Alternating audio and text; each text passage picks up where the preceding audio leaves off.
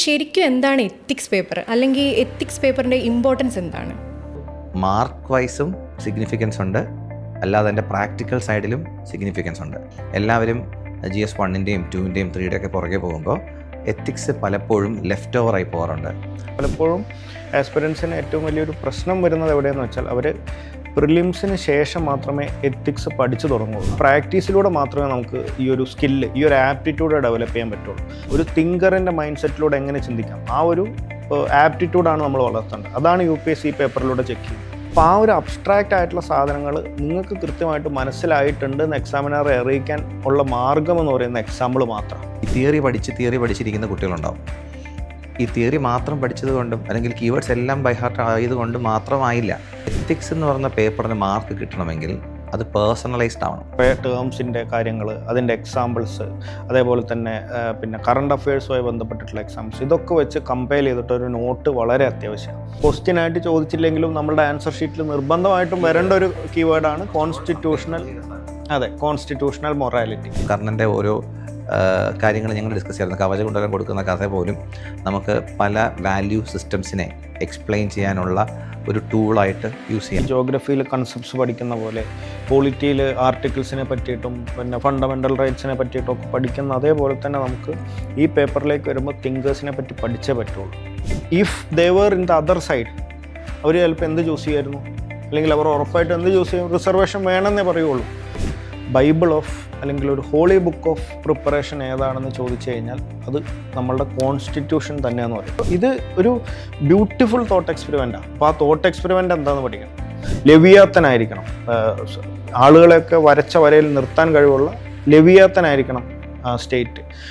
Legendary IAS മെൻറ്ററിൻ്റെ പുതിയ വീഡിയോയിലേക്ക് സ്വാഗതം. ഇന്ന് നമ്മൾ ഡിസ്കസ് ചെയ്യാൻ പോകുന്നത് എത്തിക്സ് പേപ്പറിനെ പറ്റിയിട്ടാണ്. എത്തിക്സ് എങ്ങനെ പ്രിപ്പയർ ചെയ്യണം, അതുപോലെ തന്നെ അതിൻ്റെ ആൻസേഴ്സ് എങ്ങനെ പ്രിപ്പയർ ചെയ്യണം എന്നുള്ള കാര്യങ്ങളൊക്കെ നമ്മൾ ഈ വീഡിയോയിൽ ഡിസ്കസ് ചെയ്യും. ഇന്ന് നമ്മുടെ കൂടെ ഉള്ളത് ലെജൻഡറി IAS മെൻറ്ററിൻ്റെ ചീഫ് മെൻറ്ററായിട്ടുള്ള നിതിൻ സാറും, അതുപോലെ തന്നെ എത്തിക്സിൻ്റെ chief mentor and subject specialist ആയിട്ടുള്ള അഖിൽ സാറുമാണ്. Welcome sir. Thank you sir.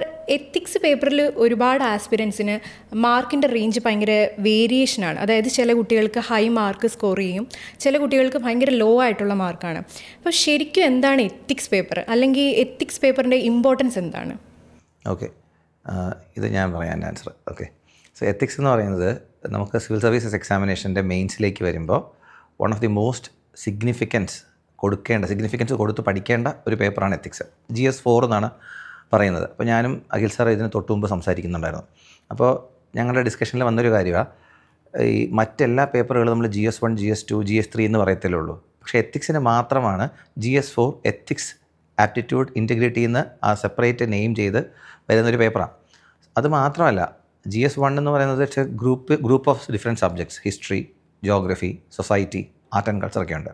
GS3 ആണെങ്കിൽ 5-6 ഡിഫറെൻറ്റ് ടോപ്പിക്സിൽ നിന്നാണ് ചോദ്യങ്ങൾ വരുന്നത്. എത്തിക്സ് നോക്കുക അങ്ങനെയല്ല. എത്തിക്സ് എന്ന് പറഞ്ഞാൽ എത്തിക്സ് മാത്രമാണ്. So it is very important. 2, civil services എക്സാമിനേഷനിലേക്ക് എന്തിന് ഈ പേപ്പർ ഇൻട്രൊഡ്യൂസ് ചെയ്തു? ഇവിടെ വരുന്ന ആൾക്കാർ, സിവിൽ സർവൻ്റായിട്ട് വരുന്ന ഓഫീസേഴ്സായിട്ട് വരുന്ന ആൾക്കാർ, അവരുടെ കണ്ടക്റ്റിൽ അവർ എത്തിക്കലായിരിക്കണം, എത്തിക്കലി ബിഹേവ് ചെയ്യണം. ഇതെല്ലാം ഒരു അഡ്മിനിസ്ട്രേഷന്, ഒരു ഓഫീസ് ബെയറർക്ക് അത്യാവശ്യം വേണ്ട ക്വാളിറ്റീസാണ്. ഇതൊക്കെ ഒരു ബേസിക്കലി LBSNLൻ്റെ ട്രെയിനിങ്ങൊക്കെ ഉണ്ടാവുമെങ്കിൽ പോലും അതിന് മുമ്പ് തന്നെ ഒരു ഫൗണ്ടേഷണൽ ട്രെയിനിങ് പോലെയാണ് ഇതിനെ കാണേണ്ടത്. So it is very significant. ഇതിന് മറ്റൊരു വശമുണ്ട്, എക്സാമിനേഷൻ്റെ മാർക്സുമായി ബന്ധപ്പെട്ട്. നമ്മൾ കണ്ടിട്ടുണ്ടാകും ടോപ്പേഴ്സിൻ്റെയൊക്കെ മാർക്ക്. GS1 അവർക്കൊരു 100-105 അല്ലെങ്കിൽ 110, GS2 ആകുമ്പോഴേക്കും ഒരു 115, 105, പിന്നെ അല്ലെങ്കിൽ GS3 ആകുമ്പോഴേക്കും ഒരു 95, 100 വരെയൊക്കെ വന്ന് നിൽക്കും. പക്ഷേ ചില ആൾക്കാർക്ക് GS4 അതായത് എത്തിക്സിന് ഹ്യൂജ് മാർക്സ് 135 ഒക്കെ പോയിട്ടുണ്ട്. പിന്നെ അത്യാവശ്യം പ്രിപ്പയർഡായിട്ട് എഴുതാമെങ്കിൽ ഒരു 100+ മാർക്സ് എന്തായാലും കിട്ടാൻ പറ്റുന്നൊരു പേപ്പറും കൂടിയാണ്. സോ മാർക്ക് വൈസും സിഗ്നിഫിക്കൻസ് ഉണ്ട്, അല്ലാതെ എൻ്റെ പ്രാക്ടിക്കൽ സൈഡിലും സിഗ്നിഫിക്കൻസ് ഉണ്ട്. പക്ഷേ അൺഫോർച്ചുനേറ്റ്ലി നമ്മൾ കാണുന്നൊരു കാര്യം, എല്ലാവരും GS1-ൻ്റെയും 2-ൻ്റെയും 3-യുടെ ഒക്കെ പുറകെ പോകുമ്പോൾ എത്തിക്സ് പലപ്പോഴും ലെഫ്റ്റ് ഓവറായി പോകാറുണ്ട്. അവസാന നിമിഷം മാത്രം പഠിക്കുന്ന ഒരു സബ്ജക്റ്റായി പോകാറുണ്ട്. ഇത് ഡ്യൂ ഇമ്പോർട്ടൻസ് കിട്ടാതെ പോകുന്നൊരു പേപ്പറാണ്. ഇതിന് നിങ്ങളൊരു ആവശ്യത്തിന് പ്രിപ്പറേഷൻ എഫേർട്ട് ഇട്ട് നോക്കിയേ, നമുക്ക് അതിന് വേണ്ടിയിട്ടുള്ള റിട്ടേൺസ് കിട്ടുന്നൊരു പേപ്പറും കൂടിയാണ് എത്തിക്സ്. ഇതാണ് എൻ്റെ ഒരു പ്രിലിമിനറി, നമ്മുടെ ഇന്നത്തെ ഡിസ്കഷൻ തുടങ്ങുന്നതിന് മുമ്പ് പ്രിലിമിനറിലി എനിക്ക് പറയാനുള്ള കാര്യം. എത്തിക്സിൻ്റെ സിഗ്നിഫിക്കൻസ് എന്താണ്? മേ ബി സാറിന് ആഡ് ചെയ്യാനുണ്ടാവും. അതെ, ഈ പറഞ്ഞത് തന്നെയാണ് അതിൻ്റെ പ്രധാന പോയിന്റുകൾ. ഇപ്പോൾ നമ്മൾ ബാക്കി പേപ്പർ എടുത്ത് നോക്കിക്കഴിഞ്ഞാൽ നമുക്കറിയാമല്ലോ, എല്ലാ GS പേപ്പറും ഇൻഡിവിജ്വലി 250 മാർക്സ് വീതം വരുന്ന പേപ്പറുകളാണ്. അപ്പോൾ അതിൽ ഒരു 250 പിന്നെ ബാക്കി പോളിറ്റി ആണെങ്കിലും ഹിസ്റ്ററി ആണെങ്കിലും ഒക്കെ 250-ൽ ഒരു പാർട്ട് മാത്രമേ പിന്നെ സബ്ജക്ട്സ് എന്ന് ചോദിക്കുന്നുള്ളൂ. അപ്പോൾ പല ആസ്പിരൻസും പ്രിലിംസിന് മുന്നേ തന്നെ GS 1, 2, 3 പേപ്പേഴ്സിൻ്റെ ആൻസർ റൈറ്റിംഗ് എടുക്കും. അത് പരമാവധി അതിൻ്റെ കോൺസെപ്റ്റ്സ് ഒക്കെ ക്ലിയർ ആക്കാൻ ശ്രമിക്കും. പക്ഷെ പലപ്പോഴും ആസ്പിരൻസിന് ഏറ്റവും വലിയൊരു പ്രശ്നം വരുന്നത് എവിടെയെന്ന് വെച്ചാൽ അവർ പ്രിലിംസിന് ശേഷം മാത്രമേ എത്തിക്സ് പഠിച്ചു തുടങ്ങുള്ളൂ. നിങ്ങൾ ഈ പൊളിറ്റിനേക്കാളും ജോഗ്രഫീനേക്കാളും ഒക്കെ ഈ ഒരു കോമ്പറ്റേറ്റീവ് എക്സാമിൽ മാർക്ക് വൈസ് നോക്കുകയാണെങ്കിൽ സിഗ്നിഫിക്കൻസ് ഉള്ളൊരു പേപ്പർ, മാർക്ക് വൈസ് നോക്കുകയാണെങ്കിൽ ഡിസ്ട്രിബ്യൂഷൻ ഉള്ളൊരു പേപ്പർ നിങ്ങൾ അവസാനത്തേക്ക് വെക്കുകയാണ്. അതാണ് ഏറ്റവും വലിയ പ്രശ്നം. അത് നമ്മൾ ഈ UPSC പ്രിപ്പറേഷൻ എപ്പോൾ തുടങ്ങുന്നോ അപ്പോൾ തന്നെ എത്തിക്സും അതേപോലെ തന്നെ SIയും സ്റ്റാർട്ട് ചെയ്യണം. അതായത് അതിൻ്റെ ഒരു മാർക്സിൻ്റെ ഒരു ഡിസ്ട്രിബ്യൂഷൻ വെച്ച് നോക്കുകയാണെങ്കിൽ നമുക്ക് അതിൻ്റെ പ്രയോറിറ്റി സെറ്റ് ചെയ്യുന്നത് എങ്ങനെയാണെന്ന് വെച്ചാൽ, ഫസ്റ്റ് ഒബ്വിയസ്ലി നമുക്ക് ഓപ്ഷണൽസ് ആണ്. ഓപ്ഷണലിന് 2 പേപ്പറിനാണ് ഏറ്റവും കൂടുതൽ പിന്നെ മാർക്കുള്ളത്. ആ ഒരു ഓപ്ഷണൽ സബ്ജക്റ്റ് പഠിച്ച ഈ 2 പേപ്പറിലും കൂടെ 500 മാർക്സ് നമുക്ക് സ്കോർ ചെയ്യാൻ കഴിയും. അതിന് സ്കോർ ചെയ്യാൻ പറ്റില്ല, പക്ഷേ അല്ല, ഔട്ട് ഓഫ് 500 അല്ലെങ്കിൽ 500 മാർക്കാണ് അതിന് മാറ്റി വെച്ചിട്ടുള്ളത് UPSC. അതിന് ശേഷം വരുന്ന ഈ ഓപ്ഷണലിന് ശേഷം വരുന്ന 2 സബ്ജക്റ്റുകൾ എത്തിക്സും SIയും ആണ്. എത്തിക്സ് 250 മാർക്സിനുള്ള ഒരു പേപ്പറാണ്. SIയും അതേപോലെ തന്നെ 250 മാർക്സിനുള്ള ഒരു പേപ്പറാണ്. അത് കഴിഞ്ഞിട്ട് ഈ പിന്നെ polity, geography, art and culture, science and technology ഒക്കെ വരുന്നുള്ളൂ. അത് ഒരു 250 പേപ്പറിൽ ചിലപ്പോൾ ഒരു 50 മാർക്സ് മാത്രമായിരിക്കും ഒരു സബ്ജക്റ്റിന് വേണ്ടി മാറ്റിവെക്കുന്നത്. അപ്പോൾ അങ്ങനെ നോക്കുന്ന സമയത്ത് നമ്മൾ UPSC പ്രിപ്പറേഷൻ എപ്പോൾ തുടങ്ങുന്നോ അപ്പോൾ തന്നെ നമ്മൾ എത്തിക്സിൻ്റെ പ്രിപ്പറേഷനും തുടങ്ങണം. ഒരിക്കലും അത് പിന്നത്തേക്ക് മാറ്റിവെക്കാൻ പാടില്ല. കറക്റ്റാണ്. ഒരു കാര്യം കൂടി ആഡ് ചെയ്യാനുണ്ട്. സാറ് പറഞ്ഞപ്പോൾ അതെനിക്ക് സ്ട്രൈക്ക് ചെയ്തത്, ഈ നേരത്തെ തുടങ്ങിയാൽ അഡ്വാൻറ്റേജസ് ആണ്, ലേറ്റായിട്ട് തുടങ്ങിയാൽ നമ്മൾ ലെഫ്റ്റ് ബിഹൈൻഡ് ആയിപ്പോകും. കാരണം എന്താ അറിയോ, എത്തിക്സ് 5 ദിവസം പഠിച്ചിട്ട് എത്തിക്സ് എഴുതാൻ പറ്റില്ല. നമുക്ക് എത്തിക്സിന് ഹോംവർക്ക് ചെയ്യേണ്ട പേപ്പറാണ്. കുറേ വർക്ക് ചെയ്യണം അതിന് വേണ്ടിയിട്ട്. അതിൽ കുറേ തിങ്കേഴ്സിൻ്റെ തിയറീസ് ഉണ്ട്. പിന്നെ നമ്മൾ കുറച്ച് കളക്ഷൻസ് വെക്കണം. കറണ്ട് അഫയേഴ്സിൻ്റെ ലിങ്കേജസ് നമുക്ക് എത്തിക്സിൽ കൊണ്ടുവരേണ്ടതുണ്ട്, റിലവൻ്റ് ആയിട്ടുള്ള. സോ ഇതെല്ലാം ഉള്ളതുകൊണ്ട് തന്നെ നമുക്ക് എക്സാമിന് മുമ്പ് പോയി പഠിച്ചിട്ട് എഴുതുന്ന ഒരു പേപ്പറല്ല. കുറേ ഹോംവർക്കാണ് ഏറ്റവും കൂടുതൽ ചെയ്യേണ്ടത്. ഈ എക്സാമിന് വേണ്ടി പ്രിപ്പയർ ആവാൻ ഹോംവർക്ക് ആയിരിക്കും കൂടുതൽ എത്തിക്സിന് ചെയ്യേണ്ടത്. സോ ഈ ഹോംവർക്ക് ആദ്യമേ തന്നെ പ്രിലിംസിൻ്റെ ഫേസിൽ തന്നെ തുടങ്ങിയാൽ നമുക്ക് അത്രയും സ്മൂത്ത് ആയിരിക്കും ആ journey. I completely agree to Nitin sir. അപ്പോൾ അതിലെനിക്കൊരു കാര്യം കൂടെ ആഡ് ചെയ്യാനുള്ളത്, ഇപ്പോൾ സാറ് നേരത്തെ പറഞ്ഞു നമ്മൾ GS 4 മാത്രമേ പേരുള്ളൂ. എത്തിക്സ്, ഇൻറ്റഗ്രിറ്റി ആൻഡ് ആപ്റ്റിറ്റ്യൂഡ് എന്നാണ് നമ്മളുടെ പേപ്പറിൻ്റെ പേര്. അപ്പോൾ ഈ അവസാനത്തേക്ക് അതിൽ ആപ്റ്റിറ്റ്യൂഡാണ് കീവേഡ്. നമ്മൾ ഈ അവസാനം പഠിച്ച് എഴുതാൻ പറ്റുന്നൊരു പേപ്പറല്ല ഇത്. അതിന് പിന്നെ നമ്മൾ ഒന്നും കൂടെ എക്സ്പ്ലെയിൻ ചെയ്യുകയാണെങ്കിൽ, ഈ നമുക്ക് പ്രിലിംസിന് ഒരു ആപ്റ്റിറ്റ്യൂഡ് ടെസ്റ്റ് ഉണ്ട്, അതിന് CSAT. അതെല്ലാവരും ക്ലിയർ ചെയ്യുന്നുണ്ടെങ്കിൽ അത് ഡെയിലി പ്രാക്ടീസ് കൊണ്ട് മാത്രമാണ്. ആ ആപ്റ്റിറ്റ്യൂഡിൽ ഒരു ആസ്പിരൻറ്റിൻ്റെ കോഗ്നിറ്റീവ് എബിലിറ്റീസാണ് UPSC ടെസ്റ്റ് ചെയ്യുന്നത്. അതേപോലെ ഒരു എത്തിക്കൽ അല്ലെങ്കിൽ മോറൽ ആപ്റ്റിറ്റ്യൂഡ് ടെസ്റ്റ് ചെയ്യുന്ന ഒരു പേപ്പറാണ് GS 4 ethics, integrity and aptitude എന്ന് പറഞ്ഞ പേപ്പർ. ആ ഒരു ആപ്റ്റിറ്റ്യൂഡ് എക്സാമിന് നമ്മൾ ഈ പറഞ്ഞ പോലെ തന്നെ അതൊരു പ്രാക്ടീസിലേക്ക് കൊണ്ടുവന്ന് കേസ് സ്റ്റഡീസും അല്ലെങ്കിൽ കോഡ് ബേസ്ഡ് ക്വസ്റ്റ്യൻസും ഒക്കെ നിരന്തരം എഴുതി പരിശീലിച്ച് തന്നെ പിന്നെ നമ്മളുടെ ഒരു ആ പ്രാക്ടീസിലൂടെ മാത്രമേ നമുക്ക് ഈ ഒരു സ്കില്ല്, ഈ ഒരു ആപ്റ്റിറ്റ്യൂഡ് ഡെവലപ്പ് ചെയ്യാൻ പറ്റുള്ളൂ. അതല്ലാതെ നമുക്കൊരു തിയറി മാത്രം പഠിച്ച് ഒരാഴ്ച കൊണ്ട് കുത്തിയിരുന്ന് തിയറി പഠിച്ച് എഴുതാൻ പറ്റുന്ന ഒരു എക്സാം അല്ല. നമുക്ക് ആ റൈറ്റിംഗ് സ്റ്റൈലിനേക്കാൾ പ്രധാനമായിട്ട് തോട്ട് പ്രോസസ്സ്, എത്തിക്കലി എങ്ങനെ ചിന്തിക്കാം, ഒരു തിങ്കറിൻ്റെ മൈൻഡ് സെറ്റിലൂടെ എങ്ങനെ ചിന്തിക്കാം, ആ ഒരു ആപ്റ്റിറ്റ്യൂഡാണ് നമ്മൾ വളർത്തേണ്ടത്. അതാണ് UPSC പേപ്പറിലൂടെ ചെക്ക് ചെയ്യുന്നത്. ഓക്കെ. ഇപ്പം സാറ് പറഞ്ഞ പോലെ തന്നെ നമ്മുടെ എത്തിക്സിൻ്റെ സിലബസ് ഭയങ്കര സ്പെസിഫിക് ആണ്. അപ്പോൾ അതിൻ്റെ അകത്ത് ഒരുപാട് കീവേഡ്സുകളുണ്ട്. ആപ്റ്റിറ്റ്യൂഡ് അല്ലെങ്കിൽ ഇമോഷണൽ ഇൻ്റലിജൻസ്, ഇങ്ങനെ ഒരുപാട് കീ ടേംസുകൾ നമുക്ക് കാണാൻ വേണ്ടി പറ്റും. അപ്പോൾ ഈ കീ വേർഡ്സിനെ നമുക്ക് എങ്ങനെയാണ് ഒരു മെയിൻസ് ആൻസറിലോട്ട് ഇൻ്റഗ്രേറ്റ് ചെയ്യാൻ പറ്റുന്നത്? അതുപോലെ തന്നെ ഇപ്പോൾ പറഞ്ഞു പേഴ്സണലായിട്ടുള്ള എക്സാമ്പിൾസിൻ്റെ കാര്യം. അപ്പോൾ ഈ എക്സാമ്പിൾസിൻ്റെ അകത്ത് നമ്മൾ എങ്ങനെ ഈ കീവേഡ്സിനെ ഇൻ്റഗ്രേറ്റ് ചെയ്യാൻ പറ്റും? ഇപ്പോൾ നമുക്ക് ഓക്കെ. അപ്പോൾ നമുക്ക് ഇതിൽ സ്റ്റാർട്ട് ചെയ്യുന്ന സമയത്ത് തന്നെ നമ്മൾ ഈ പഠിച്ച് തുടങ്ങുമ്പോൾ തന്നെ നമ്മൾ പഠിക്കേണ്ട ഒരു സോഴ്സാണ് നമ്മുടെ സിലബസ്. അല്ലെങ്കിൽ ആ സിലബസ് നമുക്ക് തറവായിരിക്കണം. അത് എല്ലാ പേപ്പറിൻ്റെ കേസിലും അങ്ങനെ തന്നെയാണ്, എത്തിക്സിൻ്റെ കേസിൽ പ്രത്യേകിച്ചും. ഒരു തിങ്കറിൻ്റെ മൈൻഡ് സെറ്റിലൂടെ എങ്ങനെ ചിന്തിക്കാം, ആ ഒരു ആപ്റ്റിറ്റ്യൂഡാണ് നമ്മൾ വളർത്തേണ്ടത്. അതാണ് UPSC പേപ്പറിലൂടെ ചെക്ക് ചെയ്യുന്നത്. വേർഡ്സിൻ്റെ ഡെഫിനിഷൻ, ആ വേർഡ്സിൻ്റെ യൂസ് കേസുകളൊക്കെ കൃത്യമായിട്ട് നമുക്ക് നമ്മളത് മഗപ്പ് ചെയ്യണമെന്നല്ല, പക്ഷേ അതിന് കൃത്യമായിട്ട് അതിൽ സ്പെസിഫൈ ചെയ്തിട്ടുള്ള ഓരോ വേർഡ്സും നമുക്ക് നമ്മുടെ മനസ്സിലുണ്ടായിരിക്കണം. അതെന്താണ് നമുക്ക് അറിഞ്ഞിരിക്കണം. അണ്ടർസ്റ്റാൻഡിങ് ആണ് എത്തിക്സിൽ ഏറ്റവും ഇമ്പോർട്ടൻ്റ് ആയിട്ടുള്ളത്. പിന്നെ അത് എങ്ങനെ നമുക്ക് യൂസ് ചെയ്യാം എന്നുള്ളത്, അല്ലെങ്കിൽ എക്സാമിന് എങ്ങനെ യൂസ് ചെയ്യാമെന്ന് വെച്ച് കഴിഞ്ഞാൽ, നമുക്കിപ്പോൾ ഓരോ ചോദ്യം വരുന്ന സമയത്ത് നമ്മളിപ്പോൾ ഈ ഇപ്പോൾ ഒരു കേസ് സ്റ്റഡി വന്നു. ഒരു കേസ് സ്റ്റഡിയിൽ ഒരു വില്ലേജേഴ്സിൻ്റെ ഒരു ഇഷ്യൂ ആണ് അതിൽ. അപ്പോൾ അവർക്ക് കുറേ നമ്മൾ എന്താണ് നിങ്ങൾ അവരൊരു പർട്ടിക്കുലർ റിലീജിയസ് പ്രശ്നമോ അല്ലെങ്കിൽ അങ്ങനെ എന്തെങ്കിലും ഒരു ഇഷ്യൂ ഉണ്ട്, അവിടെ ഒരു പ്രിവെയിലിംഗ് ആയിട്ടുള്ള ഒരു ഇഷ്യൂവിനെ പറ്റിയിട്ടുള്ള കേസ് സ്റ്റഡീസൊക്കെ ആണെങ്കിൽ നമ്മൾ പലപ്പോഴും സ്റ്റുഡൻസ് അതിൻ്റെ അവസാനം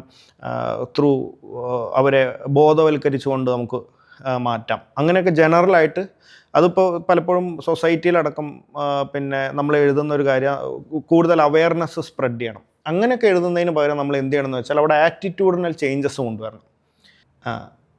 ഈ പറഞ്ഞ പോലെ ആറ്റിറ്റ്യൂഡിനൽ ചേഞ്ച് എന്നുള്ള പോലെയുള്ള വാക്കുകൾ ഉപയോഗിച്ച് നമുക്ക് ഈവൻ ചിലപ്പോൾ നമുക്ക് ഒരു വലിയ സെൻറ്റൻസിനെ അടക്കം ഒരൊറ്റ പിന്നെ വേർഡ്സ് അല്ലെങ്കിൽ 1-2 വേർഡ്സിലേക്ക് ചിലപ്പോൾ മാറ്റാൻ കഴിയും. അങ്ങനെ നമ്മൾ സ്ട്രാറ്റജിക്കായിട്ട് സിലബസിൽ കൊടുത്തിരിക്കുന്ന വേർഡ്സിന് നമ്മുടെ ആൻസർ പേപ്പറിലേക്ക് നമ്മൾ പ്ലേസ് ചെയ്യണം. അപ്പോൾ അതിന് കൃത്യമായിട്ടുള്ളൊരു ബോധമാണ് നമ്മുടെ സിലബസിൽ എന്തൊക്കെയാണ് വേർഡ്സ് പറഞ്ഞിട്ടുള്ളത് എന്നുള്ളത്. അപ്പോൾ അതിൽ foundational values of civil service എന്ന് പറഞ്ഞിട്ടുണ്ട്. എന്തൊക്കെയാണ് ഫൗണ്ടേഷണൽ വാല്യൂസ്, അതൊക്കെ നമുക്ക് ബൈ ഹാർട്ട് ആയിരിക്കണം. എന്നിട്ട് പിന്നെ ഓരോ ചോദ്യം ചോദിക്കുമ്പോഴും പിന്നെ നമ്മൾ കൃത്യമായിട്ട് ആ ഫൗണ്ടേഷണൽ വാല്യൂസുമായി ബന്ധപ്പെട്ടിട്ടുള്ള കാര്യങ്ങൾ എഴുതാൻ ശ്രമിക്കുക. അത് നമുക്ക് ഈ ഡിസ്കഷൻ കുറച്ചുകൂടെ പോകുമ്പോൾ നമുക്ക് ഓരോ ക്വസ്റ്റ്യൻസൊക്കെ എടുത്തിട്ട് ഇൻ ഡീറ്റെയിൽ ആയിട്ട് പരിശോധിക്കാം. പിന്നെ അടുത്തൊരു കാര്യം ചോദിച്ചത് എക്സാമ്പിൾസിനെ പറ്റിയിട്ടാണ്. അപ്പോൾ എക്സാമ്പിൾസിൻ്റെ കാര്യം നമുക്ക് ഈ ഒരു പേപ്പറിൽ ഇപ്പോൾ നമ്മുടെ സിലബസ് നോക്കിയാൽ തന്നെ മനസ്സിലാവും. ഇപ്പോൾ മോറൽ തിങ്കേഴ്സിൻ്റെ കാര്യങ്ങളൊക്കെ പറയുന്നുണ്ട്. അതൊക്കെ ഭയങ്കര അബ്സ്ട്രാക്റ്റ് ആയിട്ടുള്ള കാര്യങ്ങളാണ്. ഇതൊന്നും നമുക്ക് ഒരു ആൾക്ക് പെട്ടെന്ന് എന്താണ് ഇൻറ്റഗ്രിറ്റി എന്ന് ചോദിച്ചു കഴിഞ്ഞാൽ അതിനൊരു ഡെഫിനിഷൻ പെട്ടെന്ന് പറയൽ പോസിബിൾ അല്ല. അല്ലെങ്കിൽ ഒരു ഡെഫിനിഷൻ പറഞ്ഞുകൊണ്ട് ആ ഒരു ടേമിൻ്റെ കറക്റ്റ് കോൺസെപ്റ്റ് ഒരാൾക്ക് മനസ്സിലാക്കി കൊടുക്കൽ എളുപ്പമല്ല. ഇതെല്ലാം ഭയങ്കര അബ്സ്ട്രാക്റ്റായി കിടക്കുന്ന സാധനങ്ങളാണ്. അപ്പോൾ ആ ഒരു അബ്സ്ട്രാക്റ്റ് ആയിട്ടുള്ള സാധനങ്ങൾ നിങ്ങൾക്ക് കൃത്യമായിട്ട് മനസ്സിലായിട്ടുണ്ട് എന്ന് എക്സാമിനറെ അറിയിക്കാൻ ഉള്ള മാർഗം എന്ന് പറയുന്ന എക്സാമ്പിൾ മാത്രം. ആ ഒരു അബ്സ്ട്രാക്റ്റ് ആയിട്ടുള്ള, ഇപ്പോൾ ഇൻറ്റഗ്രിറ്റിക്ക് എക്സാമ്പിളായിട്ട് നമ്മൾ ലാൽ ബഹദൂർ ശാസ്ത്രിയുടെ പേര് പറയുന്നു, അല്ലെങ്കിൽ ലാൽ ബഹദൂർ ശാസ്ത്രി പിന്നെ ട്രെയിൻ അപകടം ഉണ്ടായ സമയത്ത് രാജിവെച്ചത് ഇൻറ്റഗ്രിറ്റിയുടെ ഒരു ഭാഗമായിട്ടാണെന്ന് പറഞ്ഞാൽ അവിടെ എക്സാമിനർക്ക് നിങ്ങൾ കാണിച്ചു കൊടുക്കുന്നത് നിങ്ങൾക്ക് ഇൻറ്റഗ്രിറ്റി എന്താണെന്ന് മനസ്സിലായി. അങ്ങനത്തെ ഒരു കാര്യം. മോഡിജിയുടെ അതെ, ഇപ്പോൾ ഈ നമ്മുടെ പ്രൈം മിനിസ്റ്റർ ബീച്ചിൽ നിന്ന് നമ്മൾ പിന്നെ നമ്മുടെ പ്രൈം മിനിസ്റ്റർ ട്രാഷ് എടുക്കുന്ന ഫോട്ടോസൊക്കെ ഭയങ്കര വൈറലായിരുന്നു. അത് അദ്ദേഹത്തിൻ്റെ ഇൻറ്റഗ്രിറ്റിയുടെ ഭാഗമാണ്. കാരണം അദ്ദേഹം സ്വച്ഛ് ഭാരത് അഭിയാൻ എന്നുള്ള ഒരു വലിയൊരു ഗവൺമെൻറ് പ്രോഗ്രാം സ്പിയർ ഹെഡ് ചെയ്യുന്നൊരു ആളാണ്. അപ്പോൾ അദ്ദേഹം he must walk his talk അല്ലേ. അപ്പോൾ അദ്ദേഹം ഇങ്ങനെ കേവലം ഓഫീസിലിരുന്ന് അത് ചെയ്യണം ഇത് ചെയ്യണം വൃത്തിയായി സൂക്ഷിക്കണമെന്ന് സിറ്റിസൺസിൻ്റെ അടുത്തും ബാക്കി ഓഫീസേഴ്സിൻ്റെ അടുത്തും മാത്രം പറയുകയല്ലേ ചെയ്യുന്നത്. അദ്ദേഹം രാവിലെ ഒരു മോർണിംഗ് വാക്കിന് ഇറങ്ങുമ്പോൾ ഒരു ട്രാഷ് കണ്ടാൽ അത് എടുക്കുന്നു. അതൊരു എക്സാമ്പിളാണ്, ഇൻറ്റഗ്രിറ്റഡ് എക്സാമ്പിളാണ്. അപ്പോൾ ഇത് നമ്മൾ ആൻസർ പേപ്പറിൽ എഴുതിയ എക്സാമിനർക്ക് കൃത്യമായിട്ട് മനസ്സിലാവും ഇയാൾക്ക് ഇൻറ്റഗ്രിറ്റി എന്താണെന്ന് കൃത്യമായിട്ട് അറിയാം എന്നുള്ളൊരു കാര്യം എക്സാമിനർക്ക് നമ്മൾ കമ്മ്യൂണിക്കേറ്റ് ചെയ്യുന്ന ഈ എക്സാമ്പിളിലൂടെ. Very true. കാരണം ഈ എക്സാമ്പിൾസ് ഇല്ലെങ്കിൽ ചില ടെക്നിക്കൽ ടേംസ്, ഫോർ എക്സാമ്പിൾ ഇൻറ്റഗ്രിറ്റിയും പ്രോബിറ്റിയും, ഇത് വളരെ അടുത്ത് അർത്ഥം വരുന്ന വാക്കുകളാണ്. പക്ഷേ ഇതിന് ഡിഫറൻസ് ഉണ്ട്. അല്ലെങ്കിൽ 2 വാക്കിൻ്റെ ആവശ്യമില്ലല്ലോ. ഇൻറ്റഗ്രിറ്റിയും പ്രോബിറ്റിയും ഏകദേശം ഒരേ സാധനമാണ്, പക്ഷേ ഡിഫറൻ്റ് ആണ്. സോ ഇത് രണ്ടിനും കൃത്യമായിട്ടുള്ള എക്സാമ്പിൾസ് കൊടുക്കാൻ പറ്റിക്കഴിഞ്ഞാൽ things will become more clear. അതിനിപ്പോൾ ഒരു കാര്യം കൂടി പറയട്ടെ. ഇപ്പോൾ നമ്മൾ നേരത്തെ ടാനി ചോദിച്ചല്ലോ, നമ്മൾ ഈ കീവേഡ്സിനെയൊക്കെ ഇൻറ്റഗ്രേറ്റ് ചെയ്യുമ്പോൾ ഉണ്ടാകുന്ന കാര്യം എങ്ങനെയാണ് ഇൻറ്റഗ്രേറ്റ് ചെയ്യേണ്ടതെന്ന്. ടൂ മച്ച് എഫേർട്ട് ഈ തിയറി പഠിച്ചിരിക്കുന്ന കുട്ടികളുണ്ടാവും. ഈ തിയറി മാത്രം പഠിച്ചത് കൊണ്ടും അല്ലെങ്കിൽ കീവേഡ്സ് എല്ലാം ബൈ ഹാർട്ട് ആയതുകൊണ്ടും മാത്രമായില്ല. സോ അതിനെ വേണ്ട രീതിയിൽ ആവശ്യാനുസരണം മാത്രമേ നമ്മൾ അപ്ലൈ ചെയ്യേണ്ടതും ഉള്ളൂ. കാരണം ഈ exam is more of A practical thing. നമ്മൾ റിയൽ പ്രാക്ടീസിൽ നമ്മൾ എന്ത് ചെയ്യും എന്നുള്ളതാണ് അവിടെ എഴുതേണ്ടത്. നമ്മുടെ ഒരു ആസ്പിറൻ്റ് എന്നുള്ള നിലയ്ക്ക്, ഒരു വ്യക്തി എന്നുള്ള നിലയ്ക്ക് നമ്മൾ ആ എത്തിക്കൽ അണ്ടർസ്റ്റാൻഡിങ്ങിനെ എങ്ങനെയാണ് ഉപയോഗിക്കുന്നത് എന്നുള്ളതാണ് നമുക്ക് എത്തിക്സ് പേപ്പറിലൂടെ കാണിച്ചു കൊടുക്കേണ്ടത്. സോ കുറേ തിങ്കേഴ്സിൻ്റെ പേര് പഠിച്ച് അത് കൊണ്ടുവന്നിട്ടും കാര്യമില്ല. ഒരു ഫൈൻ ബാലൻസ് ഉണ്ട് അതിന്. ആ ബാലൻസ് ഐഡൻറ്റിഫൈ ആണെങ്കിൽ ഒത്തിരി ആൻസേഴ്സ് എഴുതി നമ്മളത് വെറ്റ് ചെയ്ത് ശരിയാവുള്ളൂ. അതിനോടുകൂടെ എനിക്ക് ആഡ് ചെയ്ത് പറയാനുള്ള ഒരു കാര്യം എന്താണെന്ന് വെച്ചാൽ, ഇതെല്ലാം ബൈ ഹാർട്ട് ആക്കണം എന്നുള്ളതിലുപരി ഇതിൻ്റെ കൺസെപ്റ്റ് മനസ്സിലാക്കണം എന്നാണ് നമ്മൾ പിന്നെ എംഫസൈസ് ചെയ്യുന്നത്. അതിൻ്റെ ഒരു കാര്യം എന്താണെന്ന് വെച്ചാൽ ഇതിൻ്റെ തിയറി സൈഡിൽ നിന്ന് ആക്ച്വലി ഡയറക്റ്റ് ചോദ്യങ്ങൾ ഈ ഇടയായിട്ട് തീരെ വരുന്നില്ല. വളരെ സ്പെസിഫിക് ടോപ്പിക്സ് ഉണ്ട്. ഇപ്പോൾ ഇമോഷണൽ ഇൻ്റലിജൻസ് എന്ന ഡയറക്റ്റ് ചോദ്യം വരാം. വാട്ട് ഈസ് ഇമോഷണൽ ഇൻ്റലിജൻസ് എന്ന് ഡിഫൈൻ ചെയ്യാൻ പറഞ്ഞിട്ട് മൾട്ടിപ്പിൾ തവണ റിപ്പീറ്റഡ് ആയിട്ട് ഇപ്പോഴും ചോദിക്കുന്ന ഒരു അവസ്ഥയുണ്ട്. അപ്പോൾ അങ്ങനത്തെ കാര്യങ്ങൾ മാത്രമേ നമ്മൾ കൃത്യമായിട്ട് റെഡിമെയ്ഡ് ആൻസർ കൊണ്ടുപോയിട്ട് കാര്യമുള്ളൂ. ബാക്കി എല്ലാ ടേംസും കൃത്യമായിട്ട് നമ്മൾ മനസ്സിലാക്കി വയ്ക്കുക എന്നുള്ളതാണ്. ആ മനസ്സിലാക്കിയിട്ട് ഈ പറഞ്ഞ പോലെ ഡെയിലി ആൻസർ റൈറ്റിങ്ങിലൂടെ ആ ഒരു ഹാബിറ്റ് വളർത്തി, ആ ഒരു തോട്ട് പ്രോസസ്സ് വളർത്തി നമ്മൾ കൃത്യമായിട്ട് സ്ട്രാറ്റജിക് ആയിട്ട് ഈ വാക്കുകൾ പ്ലേസ് ചെയ്യുക എന്നുള്ളതാണ് അതിനുള്ളൊരു solution. Okay sir, ethics paper പഠിക്കാനായിട്ട് നമുക്ക് സ്പെസിഫിക് ആയിട്ടൊരു ബുക്കുണ്ടോ, അല്ലെങ്കിൽ കുറേ സോഴ്സസുകളുണ്ട്? ഏതൊക്കെ സോഴ്സസാണ് നമ്മൾ അപ്രോച്ച് ചെയ്യേണ്ടത്? ഇപ്പം സെക്കൻഡ് ARC ഒരു സോഴ്സാണ്, അതുപോലെ ഏതൊക്കെ സോഴ്സസാണ് നമ്മൾ ഈ എത്തിക്സ് പേപ്പറിന് വേണ്ടിയിട്ട് നമ്മൾ നോക്കേണ്ടത്? ഞാനൊരു ചെറിയ അഭിപ്രായം പറയാം, അതിനുശേഷം സാറ് കുറച്ചും കൂടി ആഡ് ഓൺ ചെയ്യാനകത്ത്. എത്തിക്സിനെ നമുക്ക് മെറ്റീരിയൽസ് എന്ന് പറയുന്നത് ഒരു അക്കാഡമി തരുന്ന മെറ്റീരിയൽസ് ഇഷ്ടംപോലെ ഉണ്ട്. പക്ഷേ അത് തീർത്തും ഉപയോഗിക്കേണ്ടെന്നല്ല ഞാൻ പറയുന്നത്. അത് നമുക്കൊരു ബേസിക് അണ്ടർസ്റ്റാൻഡിങ്ങിന് ഈ പുസ്തകങ്ങളൊക്കെ ഉപയോഗിക്കാം. പക്ഷേ ആസ് ഐ ടോൾഡ്, എത്തിക്സ് എന്ന് പറയുന്ന പേപ്പറിന് മാർക്ക് കിട്ടണമെങ്കിൽ അത് പേഴ്സണലൈസ്ഡ് ആവണം. പേഴ്സണലൈസ്ഡ് ആവണം എന്ന് പറയുമ്പോൾ നമ്മുടേതായ ഒരു ടച്ച് അതിനകത്ത് വരണം. കാരണം നമ്മുടെ പേഴ്സണൽ സാധനമാണ്, നമ്മൾ പേഴ്സണൽ ടച്ചുള്ളൊരു പേപ്പറാണല്ലോ എത്തിക്സ്. സോ നമ്മളതിന് ഈ പറയുന്ന ബേസിക് മെറ്റീരിയൽസ് ഉപയോഗിക്കുന്നതിനൊപ്പം സെക്കൻഡ് ARC പോലെ അല്ലെങ്കിൽ ഫോർത്ത് ARCയുടെ ഗവേണൻസിൻ്റെ കണ്ടൻറ്റ് പഠിക്കുന്നത് പോലെ, അതുപോലെ നീതി ആയോഗിൻ്റെ ചില റിപ്പോർട്ടുകളിൽ നിന്നുള്ള ഫാക്ട്സ് എടുക്കുന്നത് പോലെ, കറണ്ട് അഫയേഴ്സിൽ വരുന്ന കാര്യങ്ങളിൽ ചിലത് നമുക്ക് സിഗ്നിഫിക്കൻസ് ഉണ്ടെങ്കിൽ, എത്തിക്കൽ സിഗ്നിഫിക്കൻസ് ഉണ്ടെങ്കിൽ അത് കളക്ട് ചെയ്ത് വെക്കുന്നത് പോലെ അങ്ങനെ സ്പ്രെഡ് ചെയ്ത് കിടക്കുകയാണ് എൻ്റെ സോഴ്സ്. ഒരു ബുക്കിൽ നിന്നും നമുക്ക് പഠിച്ചെടുക്കാൻ പറ്റില്ല. സാറിനെ ആഡ് ഓൺ ചെയ്യാം. ഇതിൽ ഈ പറഞ്ഞ പോലെ തന്നെ ഒരു പർട്ടിക്കുലർ സോഴ്സ് എന്നുള്ളതില്ല. എത്തിക്സിൻ്റെ സോഴ്സ് എപ്പോഴും നിങ്ങളുടെ നോട്ട്സ് ആയിരിക്കണം. എല്ലാ ആസ്പിരൻറ്റിനും എത്തിക്സിന് കൃത്യമായിട്ടൊരു നോട്ട് അത് നിർബന്ധമായിട്ടുള്ള കാര്യം. കാരണം എന്താണെന്ന് വെച്ച് കഴിഞ്ഞാൽ ഈ പറഞ്ഞ പോലെ ഒരു ആപ്റ്റിറ്റ്യൂഡ് ടെസ്റ്റാണ്. ഈ ആപ്റ്റിറ്റ്യൂഡ് ടെസ്റ്റ് നമ്മളിപ്പോൾ CSAT പഠിക്കുമ്പോൾ നമ്മൾ ഫോർമുല നമുക്ക് മനസ്സിലായ കാര്യങ്ങൾ നോട്ട് ഡൗൺ ചെയ്യുന്ന പോലെ തന്നെ ഇതിന് കൃത്യമായിട്ട് ഈ കുറേ ടേംസിൻ്റെ കാര്യങ്ങൾ, അതിൻ്റെ എക്സാമ്പിൾസ്, അതേപോലെ തന്നെ കറണ്ട് അഫയേഴ്സുമായി ബന്ധപ്പെട്ടിട്ടുള്ള എക്സാമ്പിൾസ്, ഇതൊക്കെ വെച്ച് കമ്പയർ ചെയ്തിട്ടൊരു നോട്ട് വളരെ അത്യാവശ്യമാണ്. എന്നാലേ കറക്റ്റായിട്ട് നമുക്ക് എക്സാമിൻ്റെ കുറച്ച് ദിവസം മുന്നേ ഇത് റിവൈസ് ചെയ്തുകൊണ്ട് നമുക്കിത് ഇൻ പ്രാക്ടീസ് ഈ സാധനങ്ങളിലൊക്കെ കൊണ്ടുവരാൻ പറ്റുള്ളൂ. എക്സാക്ട്ലി സാർ, അതിനകത്ത് ഇപ്പം ഒരു കാര്യം കൂടി ഉണ്ട്. അതായത് ഈ നോട്ട് എത്തിക്സിന് മാത്രമല്ല നമ്മൾ ഹെൽപ്പ് ചെയ്യുന്നത്, നമ്മുടെ SAക്ക് ഹെൽപ്പ് ചെയ്യും. അതെ അതെ, അങ്ങനെയുള്ള ഇൻ്റർലിങ്കേജസ് ഉണ്ട് കേട്ടോ. മാത്രമല്ല നമുക്ക് ഒരു ദിവസം കുറേ എക്സാമ്പിൾസ് കളക്ട് ചെയ്യാൻ പറ്റില്ല. നമ്മുടെ ഡെയിലി പത്രം വായന, ന്യൂസ് പേപ്പർ റീഡിങ്ങിലൂടെയൊക്കെ വരുന്ന കാര്യങ്ങളെ എഴുതി അതിനകത്ത് വെച്ച് പോകണം. കൂടാതെ ഈ നോട്ട് മേക്കിംഗ് എന്ന് പറയുമ്പോൾ എൻ്റെ ഒരു ഒപ്പീനിയനാണത്, നമ്മളെ ഒരു ആൻസർ റൈറ്റിങ്ങിൻ്റെ ഫോർമാറ്റിലേക്ക് തന്നെ അതിനെ കൊണ്ടുവന്നാൽ നന്നായിരിക്കും. അതായത് ക്വസ്റ്റ്യനെ ഐഡൻറ്റിഫൈ ചെയ്തിട്ട് PYQs എടുത്തിട്ടേ ക്വസ്റ്റ്യൻസ് നോക്കുക, ഏതൊക്കെ തീംസാണ് വരുന്നത് നോക്കുക, ആ തീമിന് വേണ്ടിയിട്ടുള്ള പ്രിപ്പറേഷൻ നമ്മൾ നടത്തി വയ്ക്കുക എന്നുള്ളതാണ്. അല്ലാതെ എത്തിക്സിൻ്റെ സിലബസ് മുഴുവൻ ഓരോ കീവേഡും എടുത്ത് നമ്മൾ നോട്ടുണ്ടാക്കലല്ല. അതല്ല, PYQs എടുക്കുക. PYQസിനകത്ത് എന്തൊക്കെ ടോപ്പിക്സിൽ നിന്ന് ക്വസ്റ്റ്യൻസ് സ്ഥിരം വരുന്നുണ്ടെന്ന് ഐഡൻറ്റിഫൈ ചെയ്യുക. ആ തീംസിനെ ഐഡൻറ്റിഫൈ ചെയ്തിട്ട് അതിന് വേണ്ട ഉതകുന്ന എക്സാമ്പിൾസ് ഐഡൻറ്റിഫൈ ചെയ്ത് വയ്ക്കുക. കോട്ട്സ് കളക്ട് ചെയ്ത് വയ്ക്കുക. ആനക്ഡോട്ട്സ് ഉണ്ടാവും ചിലത്, നമുക്കത് വെക്കാം. പിന്നെ നമുക്ക് തന്നെ ഒരു പേഴ്സണൽ, ചിലപ്പോൾ നമുക്ക് അത്രയും ഇമ്പോർട്ടൻ്റ് ആയിട്ട് പറയുന്ന, അല്ലെങ്കിൽ നമ്മുടെ തന്നെ ഉള്ളിലെ ശീലങ്ങളുണ്ടാവും. നമുക്ക് ചില ബുക്ക് വായന നമ്മുടെ ശീലമായിരിക്കും. ചില സ്വഭാവങ്ങൾ നമുക്ക് ചിലപ്പോൾ ഉള്ളിൽ ചെറിയൊരു മോശം സ്വഭാവം ഉണ്ടെന്ന് വയ്ക്കുക. നമ്മളത് ചിലപ്പോൾ മാറ്റിയെടുത്തത് ഒരു പുസ്തകം വായിച്ചപ്പോൾ അതിൽ ഓഥർ എഴുതിയ കാര്യത്തിൽ നിന്ന് ഇൻസ്പയർഡ് ആയിട്ടായിരിക്കും ചിലപ്പോൾ ഞാൻ എൻ്റെ ആ ഒരു സ്വഭാവം മാറ്റിയത്. അങ്ങനെയാണെങ്കിൽ ഒരു വാല്യൂ ബേസ്ഡ് ക്വസ്റ്റ്യൻ, ഒരു പർട്ടിക്കുലർ വാല്യൂവിനെ പറ്റി ഒരു ചോദ്യം ചോദിക്കുകയാണെങ്കിൽ ആ ചോദ്യത്തിന് എനിക്ക് ഞാൻ എങ്ങനെയാണ് ആ വാല്യൂവിനെ ഐഡൻറ്റിഫൈ ചെയ്തതെന്നും അതിൽ ഞാൻ എങ്ങനെയാണ് ആ വാല്യൂ എൻ്റെ ലൈഫിലേക്ക് കൊണ്ടുവന്നതെന്നും പറയുമ്പോൾ ഞാൻ ഈ പുസ്തകം വായനയുടെ നേടിയതാണ് അതെന്നുള്ള സാധനം പറയണമല്ലോ. സോ ഇങ്ങനെയുള്ളൊരു ഓർഗാനിക് സാധനവും അതിനകത്ത് വന്നാൽ നല്ലതാണ്. അപ്പോൾ ഇവൻച്വലി നമ്മൾ അതിലേക്ക് വരും. അതായത് ഒരു ആൻസർ റൈറ്റിങ്ങിൻ്റെ സമയത്ത് നമുക്ക് പേഴ്സണൽ ടച്ച് ഉണ്ട്, പ്രൊഫഷണൽ ടച്ച് ഉണ്ട്.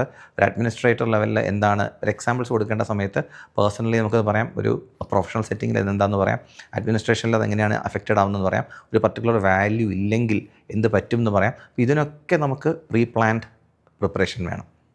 അപ്പോൾ അതിന് ഈ സാറ് പറഞ്ഞ പോലുള്ള note making is really significant. Note making ഇമ്പോർട്ടൻ്റാണ്, അത് മെയിൻസിന് എല്ലാ പേപ്പറിനും ഇമ്പോർട്ടൻ്റാണ്. പക്ഷേ ദിസ് ഇസ് സൂപ്പർ സിഗ്നിഫിക്കൻറ്റ്. ഈ സോഴ്സിൻ്റെ കാര്യം ആണല്ലോ ബേസിക്കലി ചോദിച്ചത്. അപ്പോൾ അതിൽ ഒരു ആസ്പിരൻറ്റിന് ഫസ്റ്റ് 101 അല്ലെങ്കിൽ ഏറ്റവും ബേസിക് ലെവലിൽ ചെയ്യാൻ പറ്റുന്ന ഒരു കാര്യം എന്താണെന്ന് വെച്ചാൽ, സാറ് പറഞ്ഞ പോലെ തന്നെ ഒരു 5 years ക്വസ്റ്റ്യൻ പേപ്പർ എടുക്കാം. അതിലുള്ള കീ വേർഡ്സ് ഐഡൻറ്റിഫൈ ചെയ്യുക. ഒരു എക്സാമ്പിൾ പറഞ്ഞാൽ constitutional morality. Almost every year പിന്നെ ക്വസ്റ്റ്യൻ ആയിട്ട് തന്നെ വരാം. ഈ 2025 GS4-ലും ക്വസ്റ്റ്യൻ ആയിട്ട് ചോദിച്ചു. അത് കണ്ടിന്യൂസ് ആയിട്ട് ചോദിച്ചിട്ടുണ്ട്. അതെ, ഇനിയിപ്പോൾ ക്വസ്റ്റ്യൻ ആയിട്ട് ചോദിച്ചില്ലെങ്കിലും നമ്മുടെ ആൻസർ ഷീറ്റിൽ നിർബന്ധമായിട്ടും വരേണ്ട ഒരു കീവേഡാണ് അതെ, കോൺസ്റ്റിറ്റ്യൂഷണൽ മൊറാലിറ്റി. അപ്പോൾ ഈ കോൺസ്റ്റിറ്റ്യൂഷണൽ മൊറാലിറ്റി എന്ന് പറഞ്ഞൊരു കീവേഡിനെ ഞാൻ ഐഡൻറ്റിഫൈ ചെയ്തു. ഇത് വെച്ച് നമുക്കിപ്പോൾ ഗൂഗിളിലെല്ലാം സെർച്ച് ചെയ്ത് ഒരുപാട് ജഡ്ജ്മെൻറ്റ്സ് ഉണ്ട്. Constitutional morality, supreme court judgements ഒക്കെ ഉണ്ട്. ബ്യൂട്ടിഫുൾ സെൻറ്റൻസസ് ആണ് ആ ജഡ്ജ്മെൻറ്റ്സ്. അത് അതേപോലെ നമുക്ക് കോട്ട് ചെയ്യാം.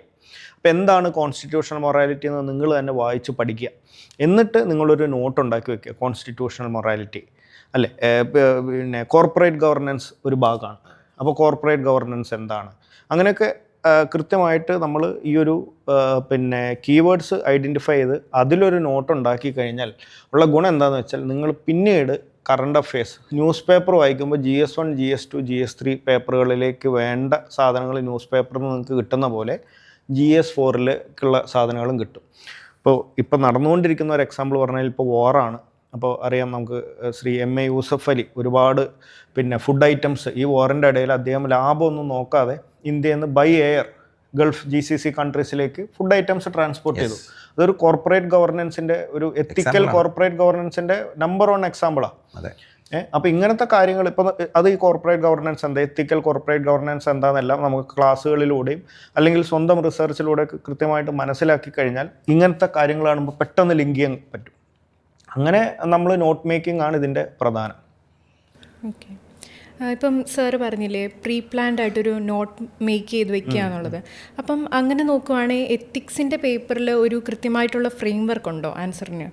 അതോ നമുക്ക് നമ്മൾ പഠിച്ച നോട്ട് എഴുതി വെച്ചിരിക്കുന്ന ആ ഒരു സ്ട്രക്ചറിനെ എങ്ങനെയാണ് ഒരു ആൻസർ എഴുതുമ്പോൾ ട്വീക്ക് ചെയ്ത് എങ്ങനെ എഴുതാൻ വേണ്ടിയിട്ട് പറ്റും? ഇപ്പോൾ ക്വസ്റ്റ്യൻസ് ഭയങ്കര ഡിഫറൻറ്റ് രീതിയിലാണ് ചോദിക്കുന്നത്. പല രീതിയിൽ ഇപ്പോൾ ചോദ്യം വരുന്നുണ്ട്. ഇപ്പോൾ ഡയറക്റ്റ് ഡിഫൈൻ ചെയ്യാൻ പറഞ്ഞിട്ട് കുറേ ടേംസ് തരുന്ന ഒരു രീതിയുണ്ട്. 4-5 ടേം ഒരുമിച്ച് തന്നിട്ട് അതെല്ലാം വെറുതെ define the following terms, write notes on following term, അതെ പാർട്ടിയിൽ അങ്ങനെ പിന്നെ തരുന്നുണ്ട്.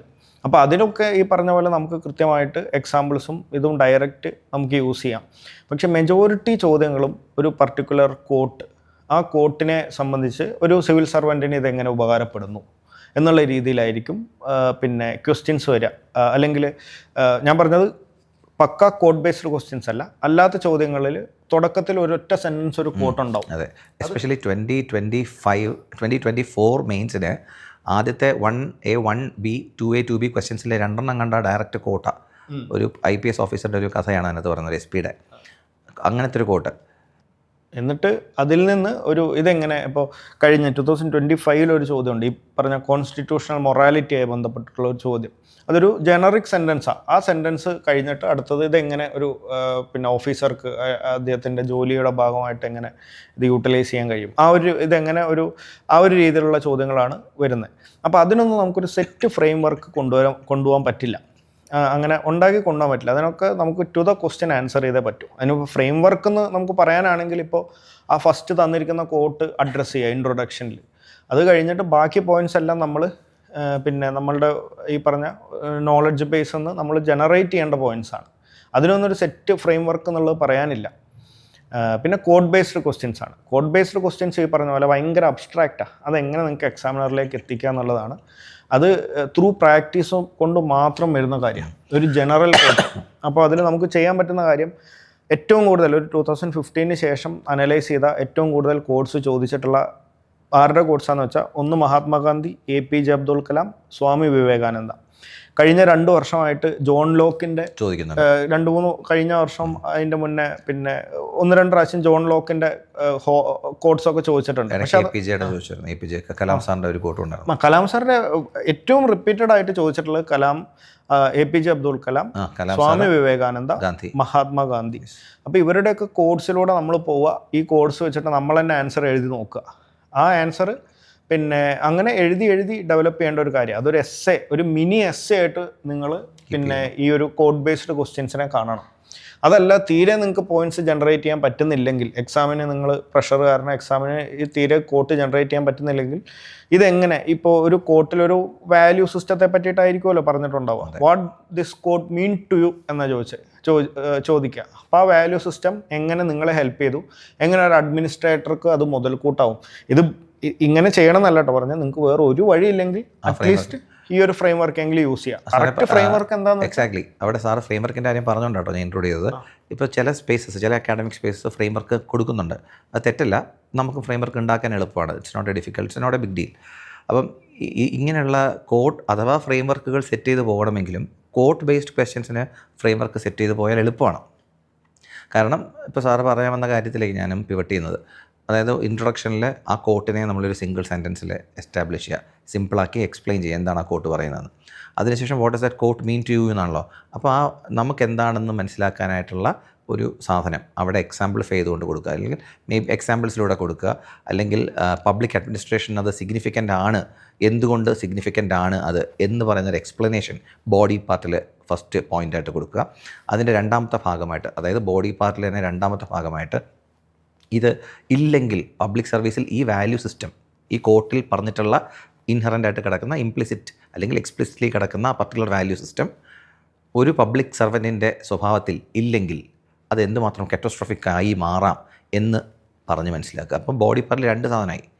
എന്താണ് അതിൻ്റെ ഗുണം പബ്ലിക് സർവീസിൽ, രണ്ടാമത്തത് അതില്ലെങ്കിൽ എന്ത് പറ്റുന്നു, മൂന്നാമത് ഇതെങ്ങനെ ഡെവലപ്പ് ചെയ്യാം എന്ന് പറഞ്ഞൊരു സാധനം കൂടി ബോഡി പാർട്ടിൽ കൊടുക്കുക.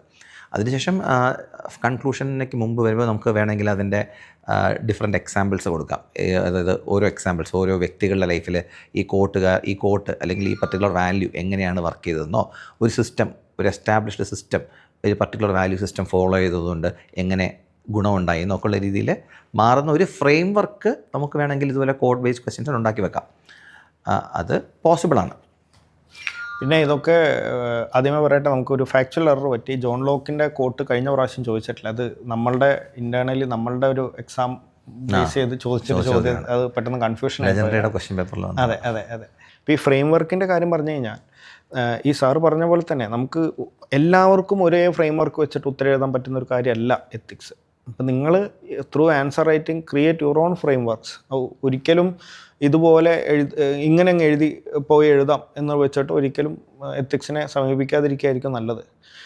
ഏറ്റവും ബേസിക് ആയിട്ടുള്ള നിങ്ങളുടെ ഫ്രെയിം വർക്ക് ഈ കോഡ് ബേസ്ഡ് ക്വസ്റ്റ്യൻസ് ഒക്കെ മാറ്റി നിർത്തി കഴിഞ്ഞാൽ, ഇപ്പോൾ ഡയറക്റ്റ് ചോദിച്ച ഇപ്പോൾ ഈ പറഞ്ഞ പോലെ how this can improve a civil servants ലൈഫെന്നോ അങ്ങനെ എന്തെങ്കിലുമൊക്കെ ഒരു ചോദ്യം ചോദിച്ചു കഴിഞ്ഞാൽ ഒരു പോയിൻ്റ് അതിൻ്റെ എക്സാമ്പിൾ, അതിനെ വാലിഡേറ്റ് ചെയ്യാനുള്ള എക്സാമ്പിൾ, പോയിൻ്റ് വാലിഡേറ്റ് ചെയ്യാനുള്ള എക്സാമ്പിൾ, അതൊരു ഫ്രെയിം വർക്കാക്കി സ്റ്റാൻഡേർഡ് ഫ്രെയിം വർക്കാക്കി വയ്ക്കാം. അല്ലാതെ ബാക്കിയെല്ലാം നിങ്ങൾ വീണ്ടും വീണ്ടും മനസ്സിലാക്കേണ്ട ഒരു കാര്യം, ഇതൊരു അബ്സ്ട്രാക്റ്റ് കാര്യത്തെയാണ് നമ്മൾ എക്സാമിനർക്ക് നമുക്ക് ഈ കാര്യത്തെപ്പറ്റി അറിയാമെന്നുള്ള കാര്യം എക്സാമിനറെ അറിയിക്കുന്നത്. അപ്പോൾ അത് കുറച്ച് ഡിഫിക്കൽട്ടായിട്ടുള്ള കാര്യമാണ്. അതെ, നമുക്ക് ഇങ്ങനെ ക്വാണ്ടിഫൈ ചെയ്യാൻ ഡിഫിക്കൽട്ടാണത്. പക്ഷേ എന്നാലും പിന്നെ വേറൊരു സ്ട്രാറ്റജി ചെയ്യുന്നതെന്ന് വെച്ചാൽ, ഇപ്പോൾ നമ്മുടെ ടോപ്പേഴ്സൊക്കെ ഇല്ലേ, അവർ ചെയ്യുന്ന ഒരു സ്ട്രാറ്റജി എന്ന് വെച്ചാൽ, ഒരു പർട്ടിക്കുലർ കോട്ട് ബേസ്ഡ് ക്വസ്റ്റ്യൻ ഉണ്ടെന്നുണ്ടെങ്കിൽ ഒരു ഫ്രെയിം വർക്ക് എന്നുള്ളതല്ല, അവരുടെ സ്വന്തം പ്രാക്ടീസിലൂടെ മൾട്ടിപ്പിൾ ഫ്രെയിം വർക്കുകൾ സെറ്റ് ചെയ്ത് വെക്കാറുണ്ട്. അപ്പോൾ അക്കാഡമീസും അത് പറഞ്ഞു കൊടുക്കാറുണ്ട് കുട്ടികൾക്ക്. നമ്മുടെ മെയിൻസ് റൈറ്റിംഗ് പ്രോഗ്രാമിൽ വരുമ്പോൾ നമ്മൾ ഒരു 1, 2, 3 ഡിഫറെൻറ്റ് ഫ്രെയിം വർക്കിൻ്റെ സെറ്റപ്പ്സ് അവർക്ക് കൊടുക്കാറുണ്ട്. ഇത് നിങ്ങൾ ട്രൈ ചെയ്ത് പ്രാക്ടീസ് ചെയ്യുമെന്ന് പറയും. പക്ഷേ ഇതിൻ്റെ സോഴ്സ് എന്താ? ഇത് ഒരാളിരുന്ന് ബ്രെയിൻ സ്റ്റോം ചെയ്ത് അയാൾക്ക് തോന്നിയ സാധനമാണിത്. It is always better if the candidate itself is investing his time in these areas. അത് ഞാൻ ഹോംവർക്ക് വേണമെന്ന്, അൺലൈക്ക് അതർ പേപ്പേഴ്സ് ഹോംവർക്ക് വേണം. സ്ഥിരമായിട്ട് എഴുതി കഴിഞ്ഞാൽ നമുക്കത് ഓട്ടോമാറ്റിക്കായിട്ട് വരും. ഒരു കാര്യം കാണുമ്പോൾ തന്നെ നമുക്ക് ആ കോട്ട് പെട്ടെന്ന് അനലൈസ് ചെയ്യാൻ പറ്റും. വേരിയസ് ഡയമെൻഷൻസ് വരും. അതൊക്കെ എഴുതി തന്നെ ഇമ്പ്രൂവ് ചെയ്യേണ്ട സ്കിൽസാണ്. എത്തിക്സ് എന്നുള്ളത് ഒരിക്കലും കോംപ്രമൈസ് ചെയ്യാൻ പറ്റാത്ത സബ്ജക്റ്റാണ്. കാരണം ഈ SAയ്ക്കൊക്കെ എന്തുമാത്രം ഗെയിൻസ് കിട്ടുന്നറിയോ എത്തിക്സിൽ നിന്ന്. പിന്നെ എത്തിക്സ് വെരി ഈസിയാണ്, ശരിക്കും എളുപ്പമാണ്. കാര്യം എന്താ പറയുക, നമുക്ക് എത്തിക്സിൻ്റെ എക്സാമ്പിൾസ് എടുക്കുമല്ലോ. ഇപ്പോൾ എക്സാമ്പിൾസിൻ്റെ കാര്യം പറഞ്ഞല്ലോ, അത് നമുക്ക് ചുറ്റുപാടും നടക്കുന്ന എക്സാമ്പിൾസ് എടുക്കാം. കൂടാതെ നമ്മുടെ കയ്യിലുള്ള എപ്പിക്സ്, മഹാഭാരതം, അതും ഞാനും സാറും കുറച്ചും ഡിസ്കസ് ചെയ്തതാണ്. ഞങ്ങളിങ്ങനെ കർണൻ്റെയൊക്കെ കാര്യം പറയുമായിരുന്നു. പഞ്ചപാണ്ഡവരിലെ ഒരാളല്ലാത്ത കർണനെ പറ്റിയുള്ള ഡിസ്കഷനൊക്കെ വന്നപ്പോൾ കർണൻ്റെ ഓരോ കാര്യങ്ങൾ ഞങ്ങൾ ഡിസ്കസ് ചെയ്യായിരുന്നു. കവചകുണ്ടലം കൊടുക്കുന്ന കഥ പോലും നമുക്ക് പല വാല്യൂ സിസ്റ്റംസിനെ എക്സ്പ്ലെയിൻ ചെയ്യാനുള്ള ഒരു ടൂളായിട്ട് യൂസ് ചെയ്യാം. അതിപ്പോൾ അക്രോസ് റിലീജിയസ് ടെക്സ്റ്റ്സ്, ബൈബിളിൽ നിന്നുള്ള കഥകൾ എടുക്കാം, എല്ലായിടത്തും ഉണ്ട്. ഇനി ഗ്രീക്ക് മിത്തോളജിയിൽ ചില കഥകളുണ്ട്. ഇതെല്ലാം നമുക്ക് ഇതിലേക്ക് ഇൻകോർപ്പറേറ്റ് ചെയ്യാം എക്സാമ്പിൾസ് ആയിട്ട്. അതെ, എക്സാമ്പിൾസ് ചൂസ് ചെയ്യുമ്പോൾ നമ്മൾ എപ്പോഴും ശ്രദ്ധിക്കേണ്ട ഒരു കാര്യം എന്താണെന്ന് വെച്ചാൽ, നമ്മുടെ ഫിംഗർ ടിപ്സിൽ കുറച്ച് കോർ എക്സാമ്പിൾസ് വേണം. അത് നമുക്ക് അക്രോസ് ഡയമെൻഷൻസ് യൂസ് ചെയ്യാൻ പറ്റുന്ന, അല്ലെങ്കിൽ പല രീതിയിൽ നമുക്ക് യൂസ് ചെയ്യാൻ പറ്റുന്ന ഒരു എക്സാം. എനിക്ക് തോന്നുന്നു സാർ അതിനെപ്പറ്റി കുറച്ച് ഡീറ്റെയിൽസ് കൊടുത്താൽ നമ്മളുടെ ഇപ്പോൾ ഈ നരേന്ദ്രമോദി നമ്മുടെ പ്രൈം മിനിസ്റ്റർ ട്രാഷ് പിക്ക് ചെയ്ത്, നമ്മുടെ ബീച്ചിൽ നിന്ന് ട്രാഷ് പിക്ക് ചെയ്ത് നമ്മൾ പറഞ്ഞത് ഇൻറ്റഗ്രേറ്റഡ് എക്സാമ്പിൾ. അത് തന്നെ ഡെഡിക്കേഷൻ ടു ഡ്യൂട്ടിയുടെ എക്സാമ്പിളായിട്ട് എഴുതാം അല്ലേ? അത് ഡെഡിക്കേഷൻ. അപ്പോൾ അങ്ങനെ ഒരു സ്പെസിഫിക് പിന്നെ ഒരു നല്ല സ്ട്രൈക്ക് ചെയ്യുന്ന ഒരു എക്സാമ്പിൾ എടുത്തിട്ട് അതിനെ തന്നെ പല ഡയമെൻഷനിൽ എഴുതാൻ പറ്റുമെങ്കിൽ അങ്ങനത്തെ കുറച്ച് എക്സാമ്പിൾസ് എപ്പോഴും ബാക്ക് ഓഫ് അവർ മൈൻഡ് ഇട്ടേക്കുക. എന്നിട്ട് അങ്ങനത്തെ എക്സാമ്പിൾസ് പല സിറ്റുവേഷൻസിൽ യൂസ് ചെയ്ത് നമുക്കത് ശീലമാക്കുക. എക്സാമിന് അത് യൂസ് ചെയ്യാം. അപ്പോൾ കർണൻ്റെ കേസാണെങ്കിൽ അതിൽ ഹ്യൂമിലിറ്റിയുടെ എക്സാമ്പിൾ വരുന്നുണ്ട്. അപ്പോൾ ഈ ഹ്യൂമിലിറ്റിക്ക് എക്സാമ്പിളായിട്ട് കർണ എഴുതാം. പിന്നെ കൈൻഡ്നെസ്സിന് എക്സാമ്പിളായിട്ട് അദ്ദേഹത്തിൻ്റെ പേര് എഴുതാം. പിന്നെ അദ്ദേഹം ഭയങ്കര ദാനശീലനായിരുന്നു. സ്വന്തം കവചകുണ്ടലങ്ങൾ വരെ അദ്ദേഹം ദാനം ചെയ്തിട്ടുണ്ട്. അപ്പോൾ അതിനുള്ള എക്സാമ്പിളായിട്ട് എഴുതാം. കോൺഫിഡൻസിനുള്ള എക്സാമ്പിളായിട്ട് എഴുതാം. അപ്പോൾ അങ്ങനെ ഒരു സ്പെസിഫിക് കുറേ എക്സാമ്പിൾസ് ഇങ്ങനെ ഒരു 200 പേജിൻ്റെ ബുക്ക് മൊത്തം എക്സാമ്പിൾസ് എഴുതി വെക്കലല്ല. നമുക്ക് ആ കുറച്ച് എക്സാമ്പിൾസ് നമ്മൾ പിന്നെ എപ്പോഴും നമുക്ക് വർക്ക് ചെയ്യാൻ പറ്റുന്ന രീതിയിൽ നമ്മുടെ ബാക്ക് ഓഫ് അവർ മൈൻഡ് അല്ലെങ്കിൽ ഓൺ ആ ഫിംഗർ ടിപ്സ് വെക്കുന്ന രീതിയിൽ എക്സാമ്പിൾസിനെ വർക്ക് ചെയ്ത് നമ്മൾ വെക്കണം. അല്ലെങ്കിൽ സാർ വേറൊരു പ്രശ്നം എന്നറിയോ, ഇപ്പോൾ നമ്മൾ കുറേ എക്സാമ്പിൾസ് ഇതുപോലെ ബുക്കിൽ എഴുതി കീപ്പ് ചെയ്ത് കാണാതെ പഠിച്ച് പോയി കഴിഞ്ഞാൽ അത് ഭയങ്കര ഇനോർഗാനിക്കാണ്. ഓർഗാനിക് അല്ല. മറ്റൊരു വിഷയം, ഇത് ഇത്രയും പഠിച്ചു വെക്കുന്നത് ആക്ച്വലി ടീഡിയസ് ടാസ്ക്കാണ്. At the same time sir പറഞ്ഞ പോലെ നമുക്കൊരു 10 എക്സാമ്പിൾസ്, സോളിഡ് ആയിട്ടുള്ള 10 എക്സാമ്പിൾസിൻ്റെ ഉപയോഗം ഡിഫറെൻറ്റ് ഡയമെൻഷൻസിൽ നമുക്ക് ഈ 10 എക്സാമ്പിൾസിനെ ഉപയോഗിക്കാൻ പറ്റുമെങ്കിൽ അത് തന്നെ അസറ്റല്ലേ.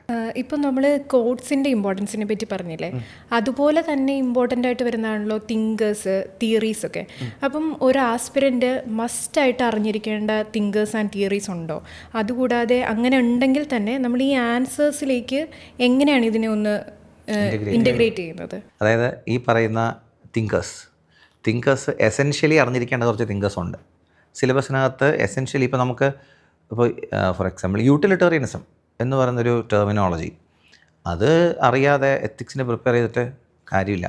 കാര്യം യൂട്ടിലിറ്റേറിയനിസം എന്ന് പറയുന്നത് ഭയങ്കര കോർ സാധനം. നമ്മുടെ അഡ്മിനിസ്ട്രേഷനിൽ ഡേ ടു ഡേ ആക്ടിവിറ്റീസിൽ കളക്ടർമാരും അല്ലെങ്കിൽ ഏതൊരു അഡ്മിനിസ്ട്രേറ്ററും ഉപയോഗിക്കുന്നൊരു സാധനം അയാളുടെ ഡിസിഷൻ മേക്കിങ്ങിൽ. ഫോർ എക്സാമ്പിൾ നമുക്കൊരു പാലം പണിയണം.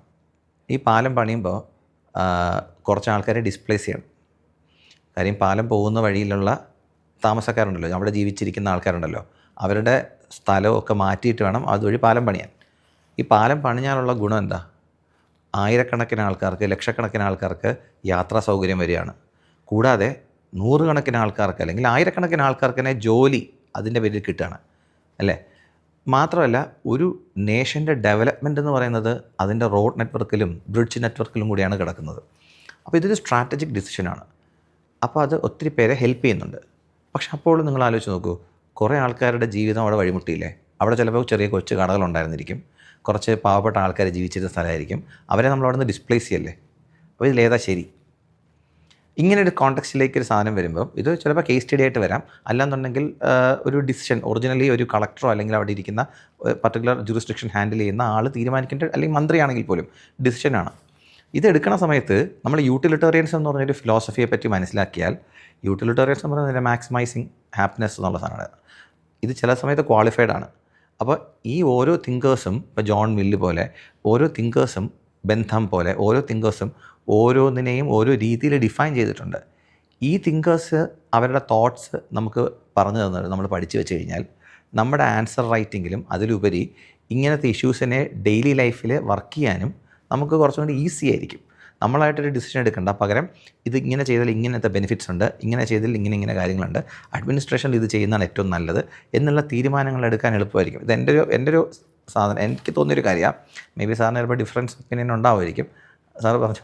അല്ല, ഇത് തന്നെയാണ്. നമുക്ക് തിങ്കേഴ്സിനെ നമ്മൾ ഇപ്പോൾ ബാക്കി ജോഗ്രഫിയിൽ കൺസെപ്റ്റ്സ് പഠിക്കുന്ന പോലെ പോളിറ്റിയിൽ ആർട്ടിക്കിൾസിനെ പറ്റിയിട്ടും പിന്നെ ഫണ്ടമെൻ്റൽ റൈറ്റ്സിനെ പറ്റിയിട്ടും ഒക്കെ പഠിക്കുന്ന അതേപോലെ തന്നെ നമുക്ക് ഈ പേപ്പറിലേക്ക് വരുമ്പോൾ തിങ്കേഴ്സിനെ പറ്റി പഠിച്ചേ പറ്റുള്ളൂ. അത് കുറേ നമുക്ക് ഇന്ത്യൻ തിങ്കേഴ്സ് ഉണ്ട്. നമുക്ക് മഹാത്മാഗാന്ധി ഒരു തിങ്കറാണ്, കോട്ട് ചെയ്യാൻ പറ്റുന്ന ഒരു ആളാണ്.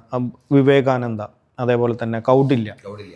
അപ്പോൾ ഇങ്ങനത്തെ കുറച്ച് ഇന്ത്യൻ തിങ്കേഴ്സ്. പിന്നെ വെസ്റ്റേൺ ഫിലോസഫിയിലെ കോർ കോൺസെപ്റ്റ്സ്, ഇപ്പോൾ ഈ സാർ പറഞ്ഞ പോലെ യൂട്ടിലിറ്റേറിയനിസം, അതിനൊക്കെ മുന്നേ തൊട്ടിട്ട് നമ്മൾ പ്ലാറ്റോ, അരിസ്റ്റോട്ടിൽ, ഗോൾഡൻ മീൻ, അതെ, അരിസ്റ്റോട്ടലിൻ്റെ പിന്നെ പ്ലാറ്റോൻ്റെ കാർഡിനൽ വർച്യൂസ് എന്താണ്, ഗോൾഡൻ മീൻ എന്താണ്? അപ്പോൾ ഇതൊക്കെ നമുക്ക് ആൻസറിലേക്ക് കൊണ്ടുവരാൻ പറ്റുന്ന കാര്യമാണ്. ഇപ്പോൾ ഈ പറഞ്ഞ പോലെ നമുക്ക് റെക്ലെസ് ആയിട്ട് എവിടെയെങ്കിലും ഒരു ആക്ഷൻ എടുക്കേണ്ടി വരും. ഇപ്പോൾ ഫയർ ചെയ്യോ അല്ലെങ്കിൽ ഒരു ടെൻസ് സിറ്റുവേഷനാണ്, നിങ്ങളൊരു പോലീസ് ഓഫീസറാണ്, നിങ്ങൾ ആ ക്രൗഡിന് നേരെ ഫയർ ചെയ്യോ എന്ന് ചോദിച്ചു കഴിഞ്ഞാൽ അവിടെ നമുക്ക് വേണ്ട റെസ്ട്രെയിൻ വേണം. പക്ഷേ അതൊരു പരിധി വരെ പാടുള്ളൂ. എന്ന് വെച്ച് നമ്മൾ ഭയങ്കരമായിട്ട് പിൻവലിഞ്ഞ് പേടിച്ച് പോകാൻ പാടില്ല. എന്ന് വെച്ച് എക്സസീവ് ഫോഴ്സും ഉപയോഗിക്കാൻ പാടില്ല. അതിൻ്റെ ഇടയിലുള്ളൊരു ഗോൾഡൻ മീനാണ് അവിടുത്തെ കറക്റ്റ് ഡിസിഷൻ. ഇത് ബുദ്ധയുടെ മിഡിൽ പാത്ത് അതുപോലുള്ള സാധനങ്ങളൊക്കെ. അല്ല, ഞാനിപ്പോൾ സാറ് പറഞ്ഞ എക്സാമ്പിൾ എന്തൊരു എന്നിട്ട് കണക്ട് ചെയ്യാൻ പറ്റും അല്ലേ? ഒരു ഫോഴ്സ് ബ്രൂട്ടൽ ഒരു വെടിവെപ്പ് തന്നെയാണ്. ആ സമയത്ത് ഫയർ ചെയ്യാൻ പറയണോ വേണ്ടെന്നുള്ള ഡിസിഷൻ, അതൊരു പക്ക ഗോൾഡൻ മീൻ എക്സാമ്പിളാണ്. സോ ഈ നമ്മളിങ്ങനെ കുറേ അരിസ്റ്റോട്ടലിൻ്റെ ഗോൾഡൻ മീൻ ഉണ്ട് എന്ന് പഠിച്ച് വയ്ക്കുന്നതിനപ്പുറം ഇതെന്താണ് എൻ്റെ റിയാലിറ്റി, ഇതെവിടെ ഉപയോഗിക്കേണ്ടത് എന്നുള്ള നോഹൗ ഉണ്ടെങ്കിൽ എക്സാമിന് നന്നായിട്ട് നമുക്കത് ഓർഗാനിക്കലി പതുക്കെ കടത്തി വിടാൻ പറ്റും. അവിടെ മാർക്ക് വരുന്നത്. അപ്പോൾ തിങ്കേഴ്സിനെ നിർബന്ധമായിട്ടും പഠിക്കണം. ഇപ്പോൾ അരിസ്റ്റോട്ടിലായാലും പിന്നെ പ്ലാറ്റോ, അരിസ്റ്റോട്ടിൽ, അതുപോലുള്ള thinkers, Bentham, Hobbes, Locke, John Locke, Mill, പിന്നെ John Rawls, theory of justice. അപ്പോൾ ഇതൊക്കെ വെറുതെ ഇങ്ങനെ ഒരു ഭയങ്കര മഗ്ഗപ്പ് ചെയ്യുന്ന പോലെ ഭയങ്കര ഡ്രൈ ആയിട്ട് പഠിക്കേണ്ട ഒരു കാര്യമല്ല. ഇപ്പോൾ എന്താണ് ഇവരുടെ ഒരു പിന്നെ തോട്ട്, അല്ലെങ്കിൽ എന്താണ് ഇവർ ബേസ് ചെയ്തിട്ടുള്ളത്. അവരുടെ ഈ തിങ്കേഴ്സിന് എല്ലാവർക്കും ഒരു ബേസിക് കാര്യം ഉണ്ടാവും. ചിലപ്പോൾ അവർ ജീവിച്ച സാഹചര്യം ആയിരിക്കാം. അങ്ങനെ അവരുടെ ഒരു ബേസിക് തോട്ടിൽ നിന്നായിരിക്കും അവരുടെ ബാക്കി ഫിലോസഫീസ് മൊത്തം വന്നത്. അപ്പോൾ ആ ഒരു സാധനം പഠിക്കുക. അവരുടെ ഒരു ബേസിക് ആയിട്ട് അവരെന്താ ചിന്തിക്കുന്നതെന്ന് നമ്മൾ മനസ്സിലാക്കി കഴിഞ്ഞാൽ ബാക്കിയെല്ലാം വളരെ എളുപ്പത്തിൽ മനസ്സിലാക്കും. അപ്പോൾ ഫോർ ഇൻസ്റ്റൻസ് ജോൺ റോൾസ്, അദ്ദേഹത്തിൻ്റെ വെയിൽ ഓഫ് ഇഗ്നോറൻസ് എന്ന് പറഞ്ഞിട്ടൊരു തോട്ട് എക്സ്പെരിമെൻ്റ് ഉണ്ട്. നമ്മൾ ഒരു വെയിൽ ഓഫ് ഇഗ്നോറൻസ്, അതായത് നമ്മൾ ഭൂമിയിൽ ജനിക്കാൻ പോകുന്നേ ഉള്ളൂ. And if you have the right to choose ഏത് വീട്ടിൽ നമ്മൾ ജനിക്കും എന്നുള്ള ഒരു ചൂസ് ചെയ്യാൻ നമുക്ക് കഴിഞ്ഞിരുന്നെങ്കിൽ നിങ്ങൾ ഏത് വീട് ചൂസ് ചെയ്യും? എങ്ങനത്തെ ഒരു വീട് ചൂസ് ചെയ്യും? വേറെ വലിയ ബുദ്ധിമുട്ടുകളൊന്നുമില്ലാത്ത, സാമ്പത്തികമായിട്ടും എല്ലാം ഉള്ള ബെറ്റർ ആയിട്ടുള്ള ഒരു സ്പേസാണ് ചൂസ് ചെയ്യുക. അപ്പോൾ നിങ്ങൾക്ക് അങ്ങനെ ജനിക്കുന്നതിന് മുന്നേ അങ്ങനെ ചൂസ് ചെയ്യാൻ പറ്റുന്ന ഒരവസ്ഥ ഉണ്ടായിരുന്നെങ്കിൽ നിങ്ങൾ അങ്ങനെ ചൂസ് ചെയ്യും. അപ്പോൾ അങ്ങനെ ഇല്ല. അപ്പോൾ അതിനർത്ഥം എന്താ? Everybody wants that. അപ്പോൾ അപ്പോൾ ഭൂമിയിലെ റിയാലിറ്റി എന്ന് പറഞ്ഞാൽ എന്താ? കുറച്ച് പേര് പ്രിവിലേജഡ് ആണ്, കുറച്ച് പേര് അണ്ടർ പ്രിവിലേജഡ് ആണ്. അപ്പോൾ നിങ്ങളാണെങ്കിൽ പോലും ഇതിൽ നിന്ന് മാറി ഒരു വെയിൽ ഓഫ് ഇഗ്നോറൻസിൽ നിന്നുകൊണ്ട് ഉള്ള തോട്ട് എന്ന് പറഞ്ഞാൽ പ്രിവിലേജഡ് സെക്ഷനിൽ ജനിക്കാനാണ് നിങ്ങളും ആഗ്രഹിക്കുന്നത്. അതുകൊണ്ട് നിങ്ങൾ പ്രിവിലേജഡ് സെക്ഷനിൽ ജനിച്ചത് കൊണ്ട് അണ്ടർ പ്രിവിലേജഡുകാരന് ഒരിക്കലും റിസർവേഷനൊന്നും കൊടുക്കരുത് എന്ന് പറയുന്നതിൽ അർത്ഥമില്ല. കാരണം എക്സാക്ട്ലി അതാണ് ഞാൻ പറഞ്ഞ പ്രാക്ടിക്കൽ സാധനം. വെയിൽ ഓഫ് ഇഗ്നോറൻസിൻ്റെ ആ പ്രാക്ടിക്കൽ എസൻസ് ആണ് റിസർവേഷനെ. അപ്പോൾ അതിനെ പറ്റിയിട്ടുള്ള ചോദ്യത്തിലൊക്കെ കൊണ്ടുവരാൻ പറ്റുന്നൊരു കാര്യമാണ്. അപ്പോൾ ഇത് ഒരു ബ്യൂട്ടിഫുൾ തോട്ട് എക്സ്പെരിമെൻറ്റാണ്. അപ്പോൾ ആ തോട്ട് എക്സ്പെരിമെൻ്റ് എന്താണെന്ന് പഠിക്കണം, അല്ലെങ്കിൽ അതിനെപ്പറ്റി വായിക്കണം. എന്നാലേ ആ ഒരു only then those thinkers will start to make sense. Sir ആ റിസർവേഷൻ്റെ എക്സാമ്പിൾ പറഞ്ഞത് എനിക്ക് തോന്നുന്നു സാറ് കുറച്ചും കൂടെ അതിനെപ്പറ്റി പറഞ്ഞാൽ നന്നായിരിക്കും എനിക്ക് തോന്നുന്നു. അതായത് ഇപ്പോൾ ഈ ഒരു വെയിൽ ഓഫ് ഇഗ്നോറൻസ് എന്ന് പറയുകയാണെങ്കിൽ നമ്മൾ എപ്പോഴും ഒരു ഭയങ്കര ഡിറ്റാച്ചഡ് ആയിട്ടായിരിക്കണം തീരുമാനങ്ങൾ എടുക്കേണ്ടത്. ഇപ്പം നമ്മൾ എല്ലാവരും റിസർവേഷനെ എതിർക്കുന്നവർ മിക്കവരും എങ്ങനെയുള്ള ആൾക്കാരായിരിക്കും? മിക്കവരല്ല, ഒബ്വിയസ്ലി റിസർവേഷനെ എതിർക്കുന്നത് റിസർവേഷൻ ഇല്ലാത്ത ആൾക്കാരായിരിക്കും, അല്ലേ? റിസർവേഷൻ ക്യാപിറ്റൽ അറ്റൈൻ ചെയ്തിട്ടുള്ള ഇല്ലാത്ത ആൾക്കാർ. അവർ പറയുന്നത് എന്താ? പിന്നെ ഇതുകൊണ്ടൊന്നും കാര്യമില്ല എന്നുള്ള രീതിയിലാണ്. അപ്പോൾ ആ ആളുകൾ തന്നെ if they were in the other side അവർ ചിലപ്പോൾ എന്ത് ചൂസ് ചെയ്യുമായിരുന്നു? അല്ലെങ്കിൽ അവർ ഉറപ്പായിട്ട് എന്ത് ചൂസ് ചെയ്യും? റിസർവേഷൻ വേണമെന്നേ പറയുള്ളൂ. അപ്പോൾ ആ രണ്ട് സൈഡും കാണണം. നമ്മളെപ്പോഴും വെയിൽ ഓഫ് ഇഗ്നോറൻസിൻ്റെ ഉള്ളിൽ നിന്നുകൊണ്ട് മാത്രമേ ഇങ്ങനത്തെ ഇതിൽ ഒരു തീരുമാനം എടുക്കാൻ പാടുള്ളൂ എന്നുള്ളതാണ് ആ ഒരു ജോൺ റോൾസിൻ്റെ. അത് ഒരു ജസ്റ്റിസിൻ്റെ തിയറിയാണ്. അപ്പോൾ എന്താണ് ജസ്റ്റിസ് എന്ന് ചോദിച്ചാൽ ഈ പറഞ്ഞ പോലെ ഭയങ്കര അബ്സ്ട്രാക്റ്റ്, നമുക്കത് പറയാൻ കഴിയില്ല. അപ്പോൾ ജോൺ റോൾസിനെ സംബന്ധിച്ചിടത്തോളം ജസ്റ്റിസ് എന്നുള്ളതിനൊരു ഡെഫിനിഷൻ നമുക്ക് പറയാൻ ബുദ്ധിമുട്ടാണ്. അപ്പോൾ giving one what is due, അല്ലെങ്കിൽ ഒരാൾക്ക് എന്താണോ അർഹതപ്പെട്ടത് അത് കൊടുക്കുന്നതാണ് ജസ്റ്റിസ് എന്ന് നമുക്ക് വേണമെങ്കിൽ ഒരു ഓവർ റീച്ചിങ് ആയിട്ട് പറയാം. അതിൽ ജോൺ റോൾസിൻ്റെ ടേക്കാണ് ഇപ്പോൾ ഈ പറഞ്ഞ ഒരു പിന്നെ ഐഡിയ തിയറി ഓഫ് ജസ്റ്റിസ്. ഇപ്പോൾ ഈ പറഞ്ഞ സാർ തിയറി ഓഫ് ജസ്റ്റിസിനെ പറഞ്ഞ പോലെ തന്നെ വേറെ തിയറീസ് ഉണ്ട്, വേറെ തിങ്കേഴ്സിന് വേറെ ഐഡിയാസ്, വേറെ തിയറി. ഇതിൽ നമുക്ക് ഹിസ്റ്ററി ഒക്കെ വായിച്ചു പോയാൽ ഭയങ്കര രസമാണ്. എക്സാമ്പിൾ പറയുകയാണെങ്കിൽ ഇപ്പോൾ J S mill east India കമ്പനിയിലെ ഒരു എംപ്ലോയി ആയിരുന്നു. അദ്ദേഹം ലിബറലിസത്തിന് പിന്നെ ഭയങ്കരമായിട്ട് സപ്പോർട്ട് ചെയ്തിരുന്ന ഒരാൾ. അദ്ദേഹത്തിൻ്റെ theory is based on liberalism.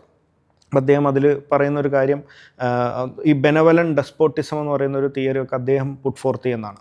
അതായത് ഇപ്പോൾ വെസ്റ്റേൺ സ്ഫിയറിലുള്ള ആൾക്കാർ അല്ലെങ്കിൽ അന്നത്തെ പിന്നെ കൊളോണിയൽ മാസ്റ്റേഴ്സ് ഈ ബാക്കിയുള്ള ആഫ്രിക്ക, ഏഷ്യയിലെ ബാക്കി രാജ്യങ്ങളിലൊക്കെ പോയി അവർക്ക് എഡ്യൂക്കേഷൻ കൊടുത്ത് അവരെയും ബോധവൽക്കരിച്ച് ഈ ലിബറലിസം ഒക്കെ അല്ലെങ്കിൽ പെർസ്യൂട്ട് ഓഫ് ഹാപ്പിനെസ് എന്താണെന്നൊക്കെ കൃത്യമായിട്ട് അവർക്ക് മനസ്സിലാക്കി കൊടുക്കണം.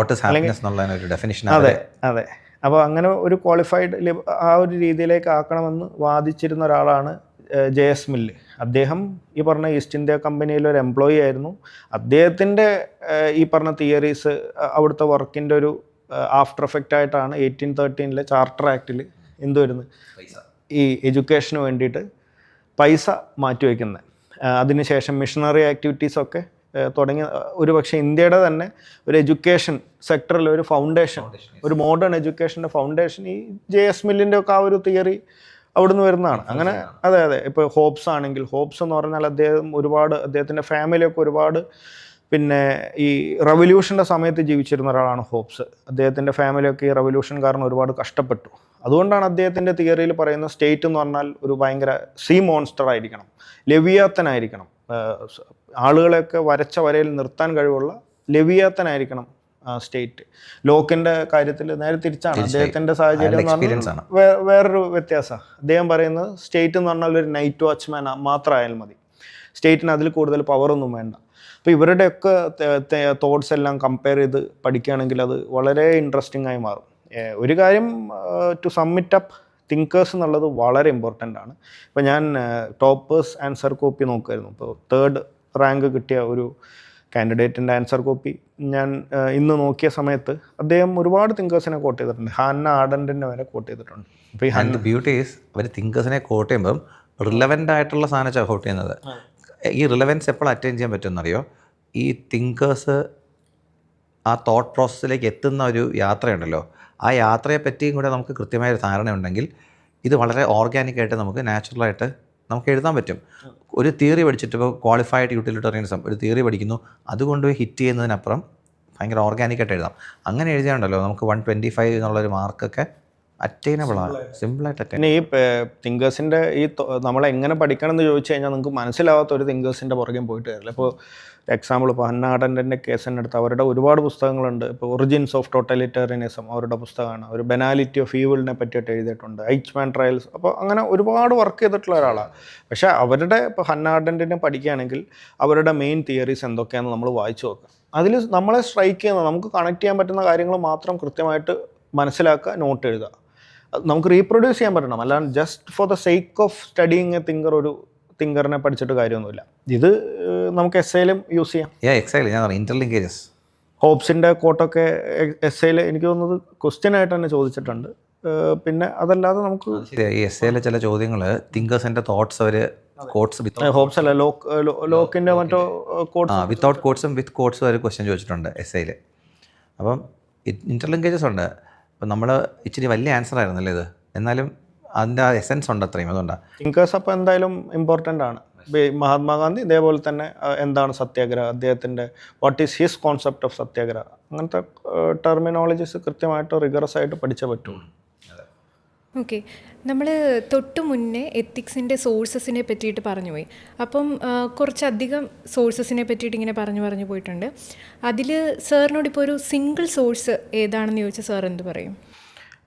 നമുക്ക് എത്തിക്സിൻ്റെ സോഴ്സ് നമ്മൾ നേരത്തെ പറഞ്ഞു, നമ്മളുടെ സ്വന്തം ബുക്കാണ് നമ്മളുടെ സോഴ്സ്. അതല്ലാതെ ഒരു സിംഗിൾ നമ്മൾ ഒരു ബൈബിൾ ഓഫ് അല്ലെങ്കിൽ ഒരു ഹോളി ബുക്ക് ഓഫ് പ്രിപ്പറേഷൻ ഏതാണെന്ന് ചോദിച്ചു കഴിഞ്ഞാൽ അത് നമ്മളുടെ കോൺസ്റ്റിറ്റ്യൂഷൻ തന്നെയാണെന്ന് പറയും. നമ്മുടെ കോൺസ്റ്റിറ്റ്യൂഷൻ എന്ന് പറഞ്ഞാൽ it's basically N ethical document അല്ലേ. അതിൻ്റെ പ്രിയാമ്പിളിൽ തൊട്ട് പറയുന്ന പല ടേംസ്, ഡെമോക്രസി എന്ന് തുടങ്ങിയിട്ടുള്ള ആ പ്രിയാമ്പിൾ തുടങ്ങിയിട്ടുള്ള പല വേർഡ്സും എന്താണ്, അതൊക്കെ എത്തിക്കൽ കോൺസെപ്റ്റ്സ് ആണ്, മോറൽ കോൺസെപ്റ്റ്സ് ആണ്.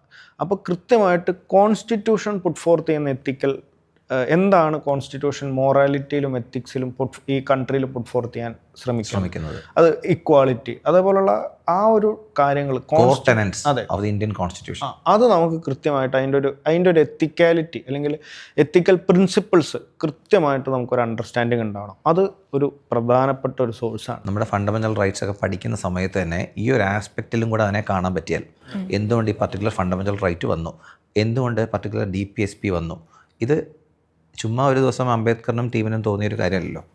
അവരന്നുള്ള സാഹചര്യം വിലയിരുത്തി എത്തിക്കൽ ഗൈഡ് ലൈൻസിൽ നിന്നുകൊണ്ട് എങ്ങനെയാവണം ഫ്യൂച്ചർ ഇന്ത്യ എന്ന് വിഭാവനം ചെയ്തുകൊണ്ട് ചെയ്തൊരു സാധനമാണ്, ഡോക്യുമെൻ്റാണത്.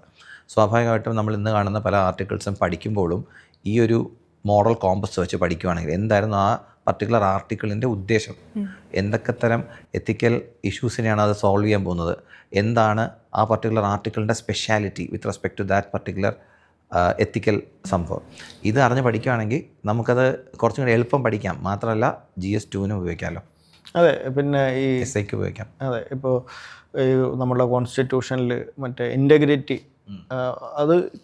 അത് ഇൻറ്റഗ്രിറ്റി പ്രിയാമ്പിളിൽ തന്നെ പറയുന്ന ഒരു കാര്യം, യൂണിറ്റി ആൻഡ് ഇൻറ്റഗ്രിറ്റി പറയുന്നതിൻ്റെയോടൊപ്പം പറയുന്ന 2 കാര്യങ്ങളാണ്. ഒന്ന് ensuring unity of the country, അതിൻ്റെ കൂടെ തന്നെ പേഴ്സണൽ ലിബർട്ടി.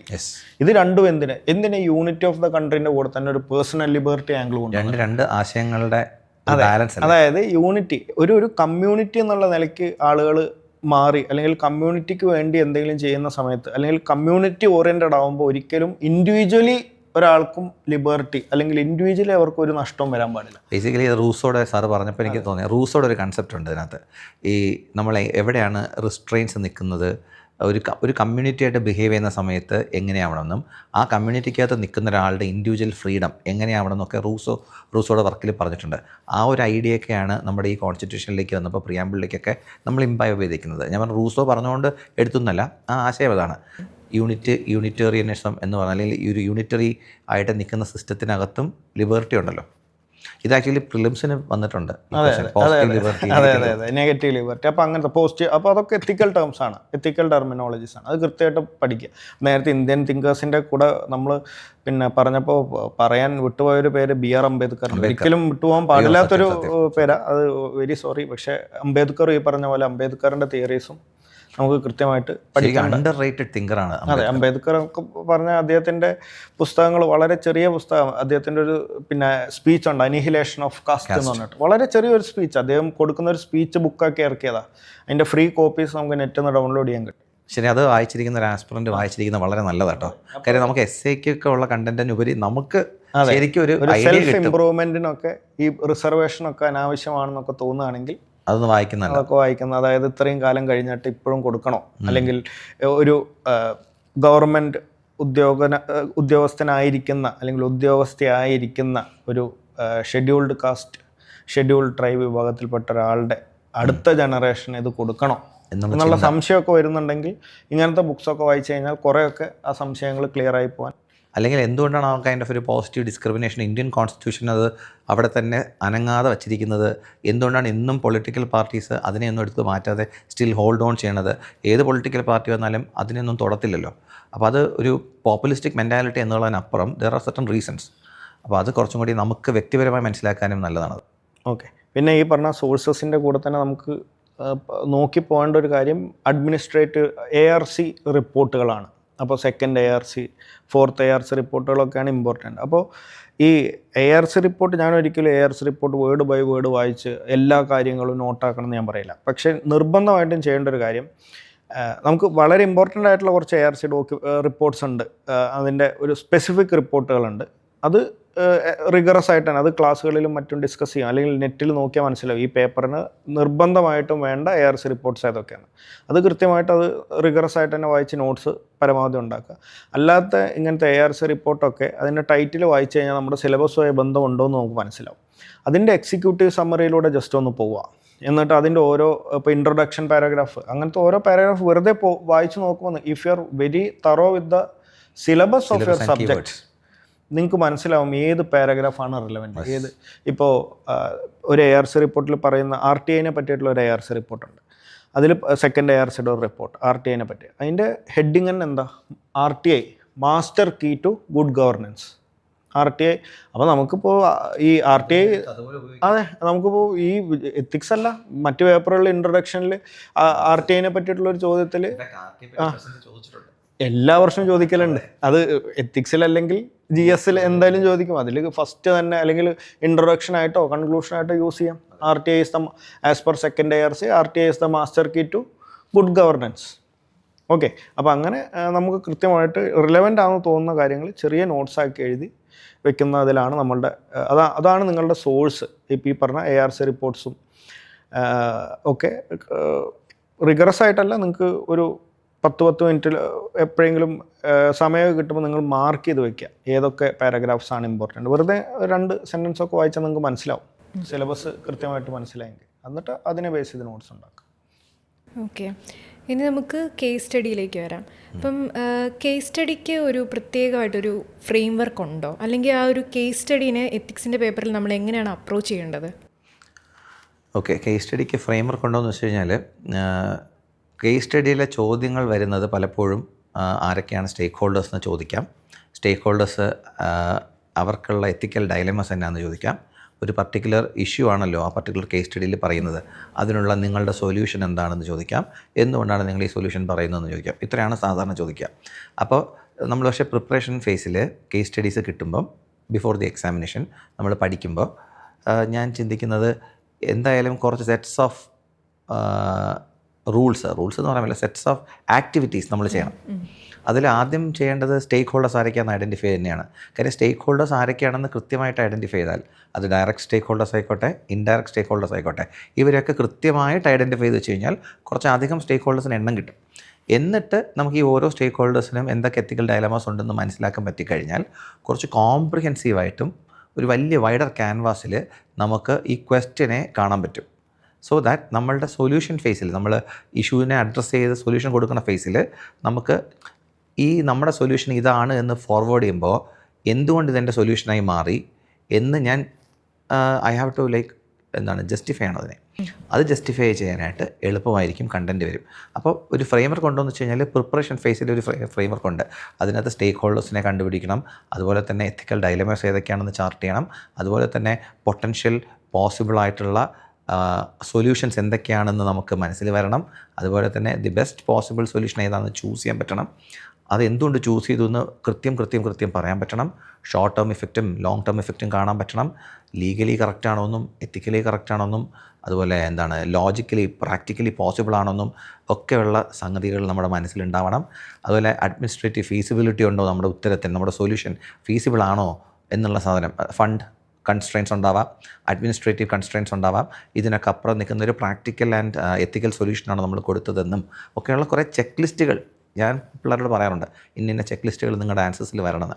സോ അങ്ങനെയുള്ളൊരു ഫ്രെയിം വർക്ക് കൊടുക്കാറുണ്ട്. പക്ഷേ മേ ബി സാറിന് കുറച്ചും കൂടി എൻ്റെ ഒരു ലെങ്ത് ആൻഡ് ബ്രെഡ്ത്ത് കൂട്ടാൻ പറ്റും. അതെ, ഇപ്പോൾ കേസ് സ്റ്റഡീസിൽ പ്രധാനമായിട്ടും ചോദിക്കുന്ന സാർ പറഞ്ഞ പോലെ ഡയറക്റ്റ് ചോദ്യം വരും, who are the stakeholders involve, what are the options available to you, what is your course of action. ഈ ഒരു 3 ക്വസ്റ്റ്യൻസാണ് ഡയറക്റ്റായിട്ട് വരിക. അപ്പോൾ ആദ്യത്തെ കേസിൽ സ്റ്റേക്ക് ഹോൾഡേഴ്സ്. ഈ സ്റ്റേക്ക് ഹോൾഡേഴ്സിൻ്റെ കേസ് എടുക്കുന്ന സമയത്ത് ഈ പല ആളുകളും ഭയങ്കര സ്റ്റേക്ക് ഹോൾഡേഴ്സ് ഒരു 10-30 സ്റ്റേക്ക് ഹോൾഡേഴ്സിന് അങ്ങ് എഴുതും. അതിൻ്റെ ആവശ്യമില്ല. സ്റ്റേക്ക് ഹോൾഡേഴ്സ് ആരൊക്കെയാണെന്ന് ചോദിക്കുന്നതുകൊണ്ട് എക്സാമിനർ ഉദ്ദേശിക്കുന്നത് നിങ്ങൾ പ്രധാനപ്പെട്ട സ്റ്റേക്ക് ഹോൾഡേഴ്സിനെ പരിഗണിക്കുന്നുണ്ടോ എന്നാണ്. അത് അപ്പോൾ ഒരു കമ്പനി, ഒരു പ്രൈവറ്റ് കമ്പനിയിലൊരു ഇഷ്യൂ, അപ്പോൾ അതിലെ സ്റ്റേക്ക് ഹോൾഡർ എന്ന് പറഞ്ഞാൽ കമ്പനിയുടെ മാനേജ്മെൻറ്റ് വേറെ, അവിടെ വർക്ക് ചെയ്യുന്ന ആളുകൾ വേറെ. അപ്പോൾ നിങ്ങൾ ഈ കമ്പനി ഷട്ട് ഡൗൺ ചെയ്യാൻ നോട്ടീസ് കൊടുത്തു കഴിഞ്ഞാൽ അത് കമ്പനിയുടെ മാനേജ്മെൻറ്റിനെ മാത്രമല്ല ബാധിക്കുക, അപ്പുറത്ത് സ്റ്റേക്ക് ഹോൾഡേഴ്സായിട്ട് അവിടുത്തെ ലേബറേഴ്സ് ഉണ്ട്, അവരെ നിങ്ങൾ കൺസിഡർ ചെയ്യുന്നുണ്ടോയെന്നാണ് നോക്കുന്നത്. അപ്പോൾ പല ആളുകളും stakeholders maximum number of stakeholders ചെയ്തേ മാർക്ക് കിട്ടും. അങ്ങനെയില്ല. നമ്മൾ പ്രധാനപ്പെട്ട, ഇപ്പോൾ ഈ ഒരു കേസിൽ തന്നെ ലേബറേഴ്സ്, അവരുടെ ഫാമിലിയുടെ അപ്പുറത്തെ വീട്ടിലെ ആൾക്കാർ, അങ്ങനെ എഴുതി പോകേണ്ട ഒരു ആവശ്യമില്ല. പ്രധാനപ്പെട്ട സ്റ്റേക്ക് ഹോൾഡേഴ്സിനെ ഐഡൻറ്റിഫൈ ചെയ്യാം. സ്റ്റേക്ക് ഹോൾഡേഴ്സിൻ്റെ കാര്യം അവിടെ കഴിഞ്ഞു. ഓപ്ഷൻസ് അവൈലബിലിറ്റി, അതും ഈ പറഞ്ഞ പോലെ തന്നെ ചിന്തിച്ചങ്ങനെ കാട് കയറേണ്ട ആവശ്യമില്ല. കോമൺ സെൻസിക്കലി കറക്റ്റാണെന്ന് തോന്നുന്ന 3-4 ഓപ്ഷൻസ് ലിസ്റ്റ് ഡൗൺ ചെയ്യാം. ഇതിൽ ഏറ്റവും കൂടുതൽ, ഇത് പല ABCD എന്നുള്ള രീതിയിലാണെങ്കിലും നിങ്ങൾ ഇതിൻ്റെ ആൻസർ എന്ന് പറയാൻ പോകുന്ന കാര്യം what is the course you are taking and why. അതിൽ ആ വൈ എന്നുള്ള ചോദ്യമാണ് ഏറ്റവും ഇമ്പോർട്ടൻറ്റ്. നിങ്ങളുടെ റീസണിങ്ങിനാണ് അവിടെ മാർക്ക്. എന്താണ് നിങ്ങൾ ഒരു കോഴ്സ് ഓഫ് ആക്ഷൻ എടുക്കുന്നു, അത് വെറുതെ ചുമ്മാ ഒരു തോട്ടിൽ അങ്ങ് എടുക്കുന്നതാണോ, അതിന് കൃത്യമായിട്ട് എത്തിക്കൽ തിയറീസിൻ്റെ ബാക്കിംഗ് ഉണ്ടോ, അതിൻ്റെ വിട്ടുപോയ ഒരു പോയിന്റാണ് എത്തിക്കൽ തിയറീസിൻ്റെ ബാക്കിംഗ്. അവിടെയാണ് നമ്മുടെ പഠിച്ച തിങ്കേഴ്സിനെയൊക്കെ നമുക്ക് ഇൻ്റഗ്രേറ്റ് ചെയ്യാൻ പറ്റുന്ന ഒരു കാര്യം. എത്തിക്കൽ തിയറീസിൻ്റെ ബാക്കിംഗ് ഉണ്ടോ, നിങ്ങൾ എത്തിക്കലായിട്ടുള്ള ഒരു ഡിസിഷനാണോ എടുക്കുന്നത് എന്ന് നിങ്ങൾക്ക് ആ റീസണിങ് ആണ് ഇമ്പോർട്ടൻറ്റ്. അല്ലാതെ നമുക്ക് ബാക്കി ഇതിൻ്റെ ഈ കുറേ സ്റ്റേക്ക് ഹോൾഡേഴ്സിന് എഴുതി വെച്ചതുകൊണ്ടോ കുറേ ഓപ്ഷൻസ് എഴുതി നമുക്ക് ആ റീസണിങ്ങിൻ്റെ കാര്യം പറഞ്ഞല്ലോ, ആ റീസണിങ്ങിലേക്ക് എത്താനാണ് മറ്റ് സ്റ്റേക്ക് ഹോൾഡേഴ്സിനെ ഒക്കെ നമ്മൾ ഉപയോഗിക്കുന്നത്. അപ്പോൾ റീസണിങ് ആണ് ക്രക്സ് ഓഫ് യുവർ ആൻസർ. അതാണ് നിങ്ങൾ എലാബറേറ്റ് ആയിട്ട് അല്ലെങ്കിൽ ഭയങ്കര സിമ്പിൾ വേർഡ്സിൽ എന്നാൽ കുറച്ച് നല്ല രീതിയിൽ എക്സാമിനറുമായിട്ട് കമ്മ്യൂണിക്കേറ്റ് ചെയ്യേണ്ടത്. ഞാൻ എന്തുകൊണ്ട് ഡിസിഷൻ എടുത്തു, അത് ഇപ്പം പാലമ്പണിയുടെ കേസൊക്കെ പറഞ്ഞല്ലോ, അത് യൂട്ടിലിറ്റേറിയനിസം, അത് അങ്ങനെയാണ് അവരുടെ. എന്നാലും ഞാൻ ബാക്കി ഡിസ്പ്ലേസ് ചെയ്യുന്നവരെയും കൺസിഡർ ചെയ്തു എന്നുള്ള രീതിയിൽ ആണ് ആൻസറിലേക്ക് പോകേണ്ടത്. അപ്പോൾ ആ ഒരു പോയിൻ്റാണ് എപ്പോഴും. പിന്നെ അത് കഴിഞ്ഞിട്ട് ഒരു വേ ഫോർവേഡ് എന്തായാലും എഴുതുമല്ലോ. ആ ഒരു സമയത്ത് ഇപ്പം നിങ്ങൾക്ക് പ്രോബ്ലം ഇൻ ഹാൻഡ്, ആ പ്രോബ്ലം ഇൻ ഹാൻഡിനെ എല്ലാവരും സോൾവ് ചെയ്യും. അതൊരു ഷോർട്ട് ടേം സൊല്യൂഷനായി കാണുക, അതിനൊരു ലോങ് ടേം സൊല്യൂഷനും കൂടെ കൊടുക്കുക. ഇപ്പോൾ ഒരു സ്കൂളിൽ ഡ്രഗ് ഇഷ്യൂ, നിങ്ങൾ എന്ത് ചെയ്യും? നിങ്ങളൊരു ഡിസ്ട്രിക്ട് ചൈൽഡ് വെൽഫെയർ ഓഫീസറാണ്, നിങ്ങൾ എന്ത് ചെയ്യുമെന്ന് ചോദിച്ചു കഴിഞ്ഞാൽ ഷോർട്ട് ടേം അവിടെ എന്താണോ ചെയ്യേണ്ടത്, പിന്നെ ഇൻ ദ ലോങ് ടേം നിങ്ങൾ എന്ത് ചെയ്യും? അവിടെ കൃത്യമായിട്ടുള്ള ഇടവേളകളിൽ അവയർനെസ് ക്ലാസ്, സ്റ്റുഡൻസിന് സ്പോർട്സ് പോലുള്ള മറ്റ് ആക്ടിവിറ്റീസ്. അതെന്താ? അതൊരു ലോങ് ടേം ആയിട്ട് ഈ ഒരു ഇഷ്യൂ സിസ്റ്റമിക് ആയിട്ടുള്ളൊരു ഇഷ്യൂ ആണെന്ന് മനസ്സിലാക്കിക്കൊണ്ട്, അല്ലെങ്കിൽ ഇത് പിന്നെ ആ ഒരു ചെറിയ സൊല്യൂഷൻ കൊണ്ട് ഇത് മൊത്തത്തിൽ തുടച്ചു നീക്കാൻ പറ്റില്ല. ഞാൻ നാളെ ഈ ഒരു ഓഫീസർ എന്നുള്ള നിലയ്ക്ക് ഞാൻ പോയാൽ ചിലപ്പോൾ ഇത് നിന്ന് പോവാം, അല്ലെങ്കിൽ വീണ്ടും വരാം. അപ്പോൾ അതിനൊരു സിസ്റ്റമാക്കി മാറ്റുകയാണ്, അതിനൊരു സൊല്യൂഷൻ ലോങ് ടേം ആക്കി മാറ്റുന്ന ആ ഒരു തോട്ട് പ്രോസസ്സും ആൻസറിലേക്ക് കൊണ്ടുവരണം. അതൊക്കെയാണ് ഒരു ആൻസറിനെ സ്റ്റാൻഡ് ഔട്ട് ചെയ്യിപ്പിക്കുന്നത്. ഒരു കാര്യം കൂടി സാറ് പറയേണ്ടതുണ്ട്. എന്താ വെച്ചാൽ നമ്മുടെ ഈ എത്തിക്കൽ ഡയലമാസ് എന്നുള്ളൊരു സാധനം ഉണ്ടല്ലോ, അത് കുറച്ചും കൂടി ക്ലാരിറ്റിയോടുകൂടി കൊടുത്താൽ നന്നായിരിക്കും. കാര്യം ഇപ്പോൾ സ്റ്റേക്ക് ഹോൾഡേഴ്സിനേക്കാൾ ക്വസ്റ്റ്യൻസ് വരുന്നത് എത്തിക്കൽ ഡയലമാസ് എന്തൊക്കെയാണ് ഫേസ് ചെയ്യുന്നുള്ളത്. അപ്പോൾ ആ ഒരു ഏരിയ എങ്ങനെ നമുക്ക് അഡ്രസ്സ് ചെയ്യുന്ന കൂടെ പറഞ്ഞു തന്നെ. ഇപ്പോൾ നമ്മൾ കേസ് സ്റ്റഡീസ് നോക്കിക്കഴിഞ്ഞാൽ ഇപ്പോൾ UPSC ഭയങ്കര റിപ്പിറ്റേറ്റീവ് ആയിട്ടാണ് ഡയലമാസ് ചോദിക്കുന്നത്. കുറച്ച് കോമൺ ഡയലമാസിനെ ബേസ് ചെയ്തിട്ടാണ് എപ്പോഴും കേസ് സ്റ്റഡി, അല്ലെങ്കിൽ അതിൽ നിർബന്ധമായിട്ടും കുറച്ച് കോമൺ ഡയലമാസിൽ ഇപ്പോൾ കേസ് സ്റ്റഡി ചോദിക്കുന്നുണ്ട്. അതിൽ ഇപ്പോൾ ഒരു പ്രൈവറ്റ് നിങ്ങൾ ഫസ്റ്റ് മിക്ക വർഷം ചോദിക്കുന്നൊരു ചോദ്യം നിങ്ങളുടെ career goals versus your personal life, അല്ലെങ്കിൽ career goals versus your personal ethic, അതിനെ പറ്റിയിട്ടുള്ളൊരു ചോദ്യം വരാം. പിന്നെ അതേപോലെ തന്നെ സസ്റ്റൈനബിലിറ്റി വേഴ്സസ് ഡെവലപ്മെൻറ്റ്, അതെല്ലാ കാലത്തുള്ളൊരു ഡയലാമയാണ്, അതിനെപ്പറ്റിയും ചോദ്യങ്ങൾ വരാം. പിന്നെ ഈ പറഞ്ഞ പോലെ നിങ്ങളൊരു പ്രൈവറ്റ് കമ്പനിയിൽ എംപ്ലോയി ആണ്, whom you are committed to, ആ പ്രൈവറ്റ് കമ്പനിക്ക് വേണ്ടിയിട്ടാണോ നിങ്ങൾ വർക്ക് ചെയ്യുന്നത്, അല്ലെങ്കിൽ അവരുടെ അടുത്താണോ നിങ്ങളുടെ commitment, or to the larger population. അങ്ങനെ കോമൺ ആയിട്ട് 2-3 ഡയലാമാസ് എല്ലാ വർഷവും ചോദിക്കലുണ്ട്. അതിന് പുറമെ ഓഫ് ബീറ്റ് ആയിട്ട് കുറച്ച് ചോദ്യങ്ങളും വരും. അപ്പോൾ ഈ ഡയലാമാസ് നമ്മൾ ഈ സ്റ്റേക്ക് ഹോൾഡേഴ്സിനെ ഐഡൻറ്റിഫൈ ചെയ്ത്, പ്രശ്നങ്ങൾ ഐഡൻറ്റിഫൈ ചെയ്ത് കൃത്യമായിട്ട് നമുക്ക് ഈ ഡയലാമാസ് ഐഡൻറ്റിഫൈ ചെയ്യാൻ ബുദ്ധിമുട്ടില്ല. പ്രശ്നം വരുന്നത് ഇതിൽ എന്ത് ചോയ്സ് എടുക്കും എന്നുള്ളതിലാണ്. അപ്പോൾ അതിൽ നമുക്ക് ഒരു ഗോൾഡൻ റൂൾ എന്ന് പറഞ്ഞാൽ, അതിപ്പോൾ ഈവൻ നിങ്ങൾ പ്രൈവറ്റ് കമ്പനിയിലെ എംപ്ലോയി ആയിക്കോട്ടെ, നിങ്ങൾ ഹൂഎവർ യു ആർ, നിങ്ങളുടെ പ്രൈമറി എയിം എന്ന് പറഞ്ഞാൽ പബ്ലിക് ഇൻട്രസ്റ്റ് ആയിരിക്കണം. അത് നിങ്ങൾ പബ്ലിക് ഇൻട്രസ്റ്റിനെ പിന്നെ ബ്ലോക്ക് ചെയ്യുന്ന ഒരു കാര്യം ചെയ്യാൻ പാടില്ല. പബ്ലിക് ഇൻട്രസ്റ്റ് ആണ് നിങ്ങളുടെ പിന്നെ rule of thumb. Public interest നിങ്ങൾ കോൺസ്റ്റിറ്റ്യൂഷണൽ മൊറാലിറ്റി അല്ലെങ്കിൽ കോൺസ്റ്റിറ്റ്യൂഷണൽ മീൻസിലൂടെ ഈ പബ്ലിക് ഇൻട്രസ്റ്റ് നടപ്പിൽ വരുത്തുക എന്നുള്ളതാണ് ആസ് എൻ ഓഫീസർ നിങ്ങൾക്ക് ചെയ്യേണ്ടത്. അപ്പോൾ അത് കൃത്യമായിട്ട് ആ ഒരു പബ്ലിക് ഇൻട്രസ്റ്റിനെ, ഇപ്പോൾ ഏത് സിറ്റുവേഷനിലും പബ്ലിക് ഇൻട്രസ്റ്റിനെ പ്രശ്നമാക്കരുത്. പബ്ലിക് ഇൻട്രസ്റ്റ് ആണ് മെയിൻ. അത് അങ്ങനെയാണ് ഒരു ഓഫീസർ ചിന്തിക്കേണ്ടത്. മോർ ദാൻ പേഴ്സണൽ, അല്ലെങ്കിൽ വേറെ ആരുടെയെങ്കിലും പേഴ്സണൽ ഗെയിന്, നമ്മളുടെ സ്വന്തം പേഴ്സണൽ ഗെയിന്, ഇതിൻ്റെ ഒക്കെ മുകളിലാണ് എന്ത്? Public interest. അപ്പോൾ എപ്പോഴും പബ്ലിക് ഇൻട്രസ്റ്റിനെ ഏറ്റവും മുകളിൽ നിർത്തുക. അപ്പോൾ അങ്ങനെയാണ് ഡയലാമാസ് സോൾവ് ചെയ്യേണ്ടത്. ഓക്കെ, ഇപ്പോൾ ഈ എക്കണോമിക്സ് അല്ലെങ്കിൽ എക്കണോമിക് ഡെവലപ്മെൻറ്റ് വേഴ്സസ് എക്കോളജി, രണ്ടിലും പബ്ലിക് ഇൻട്രസ്റ്റ് ഉണ്ട്. ഡെവലപ്മെൻറ്റിലും പബ്ലിക് ഇൻട്രസ്റ്റ് ഉണ്ട്. അപ്പോൾ അതിൽ രണ്ടിലും നമ്മൾ ഏതാണ് ചൂസ് ചെയ്യുന്നത്, നമ്മുടെ വേ ഫോർവേഡ് എന്നുണ്ടെങ്കിൽ അതിൽ ഉള്ള പബ്ലിക് ഇൻട്രസ്റ്റ്, എന്തുകൊണ്ട് ആ പബ്ലിക് ഇൻട്രസ്റ്റിന് ഞാൻ ഇമ്പോർട്ടൻസ് കൊടുത്തു എന്ന് നമ്മൾ ജസ്റ്റിഫൈ ചെയ്യണം. ഇന്നത്തെ വീഡിയോയിൽ നമ്മൾ ഡിസ്കസ് ചെയ്തത് എത്തിക്സ് പേപ്പറിൻ്റെ ഒരു ഓവർവ്യൂ ആണ്. ഇൻഡെപ്ത് ആയിട്ട് നമുക്ക് ഇനിയും ഒരുപാട് കാര്യങ്ങൾ അഡ്രസ്സ് ചെയ്യാനായിട്ടുണ്ട്. അപ്പം ഇന്ന് നമ്മുടെ കൂടെ ഡിസ്കഷനിലുണ്ടായിരുന്ന നിതിൻ ചക്രവർത്തി സാറിനും അഖിൽ സാറിനും താങ്ക് യു.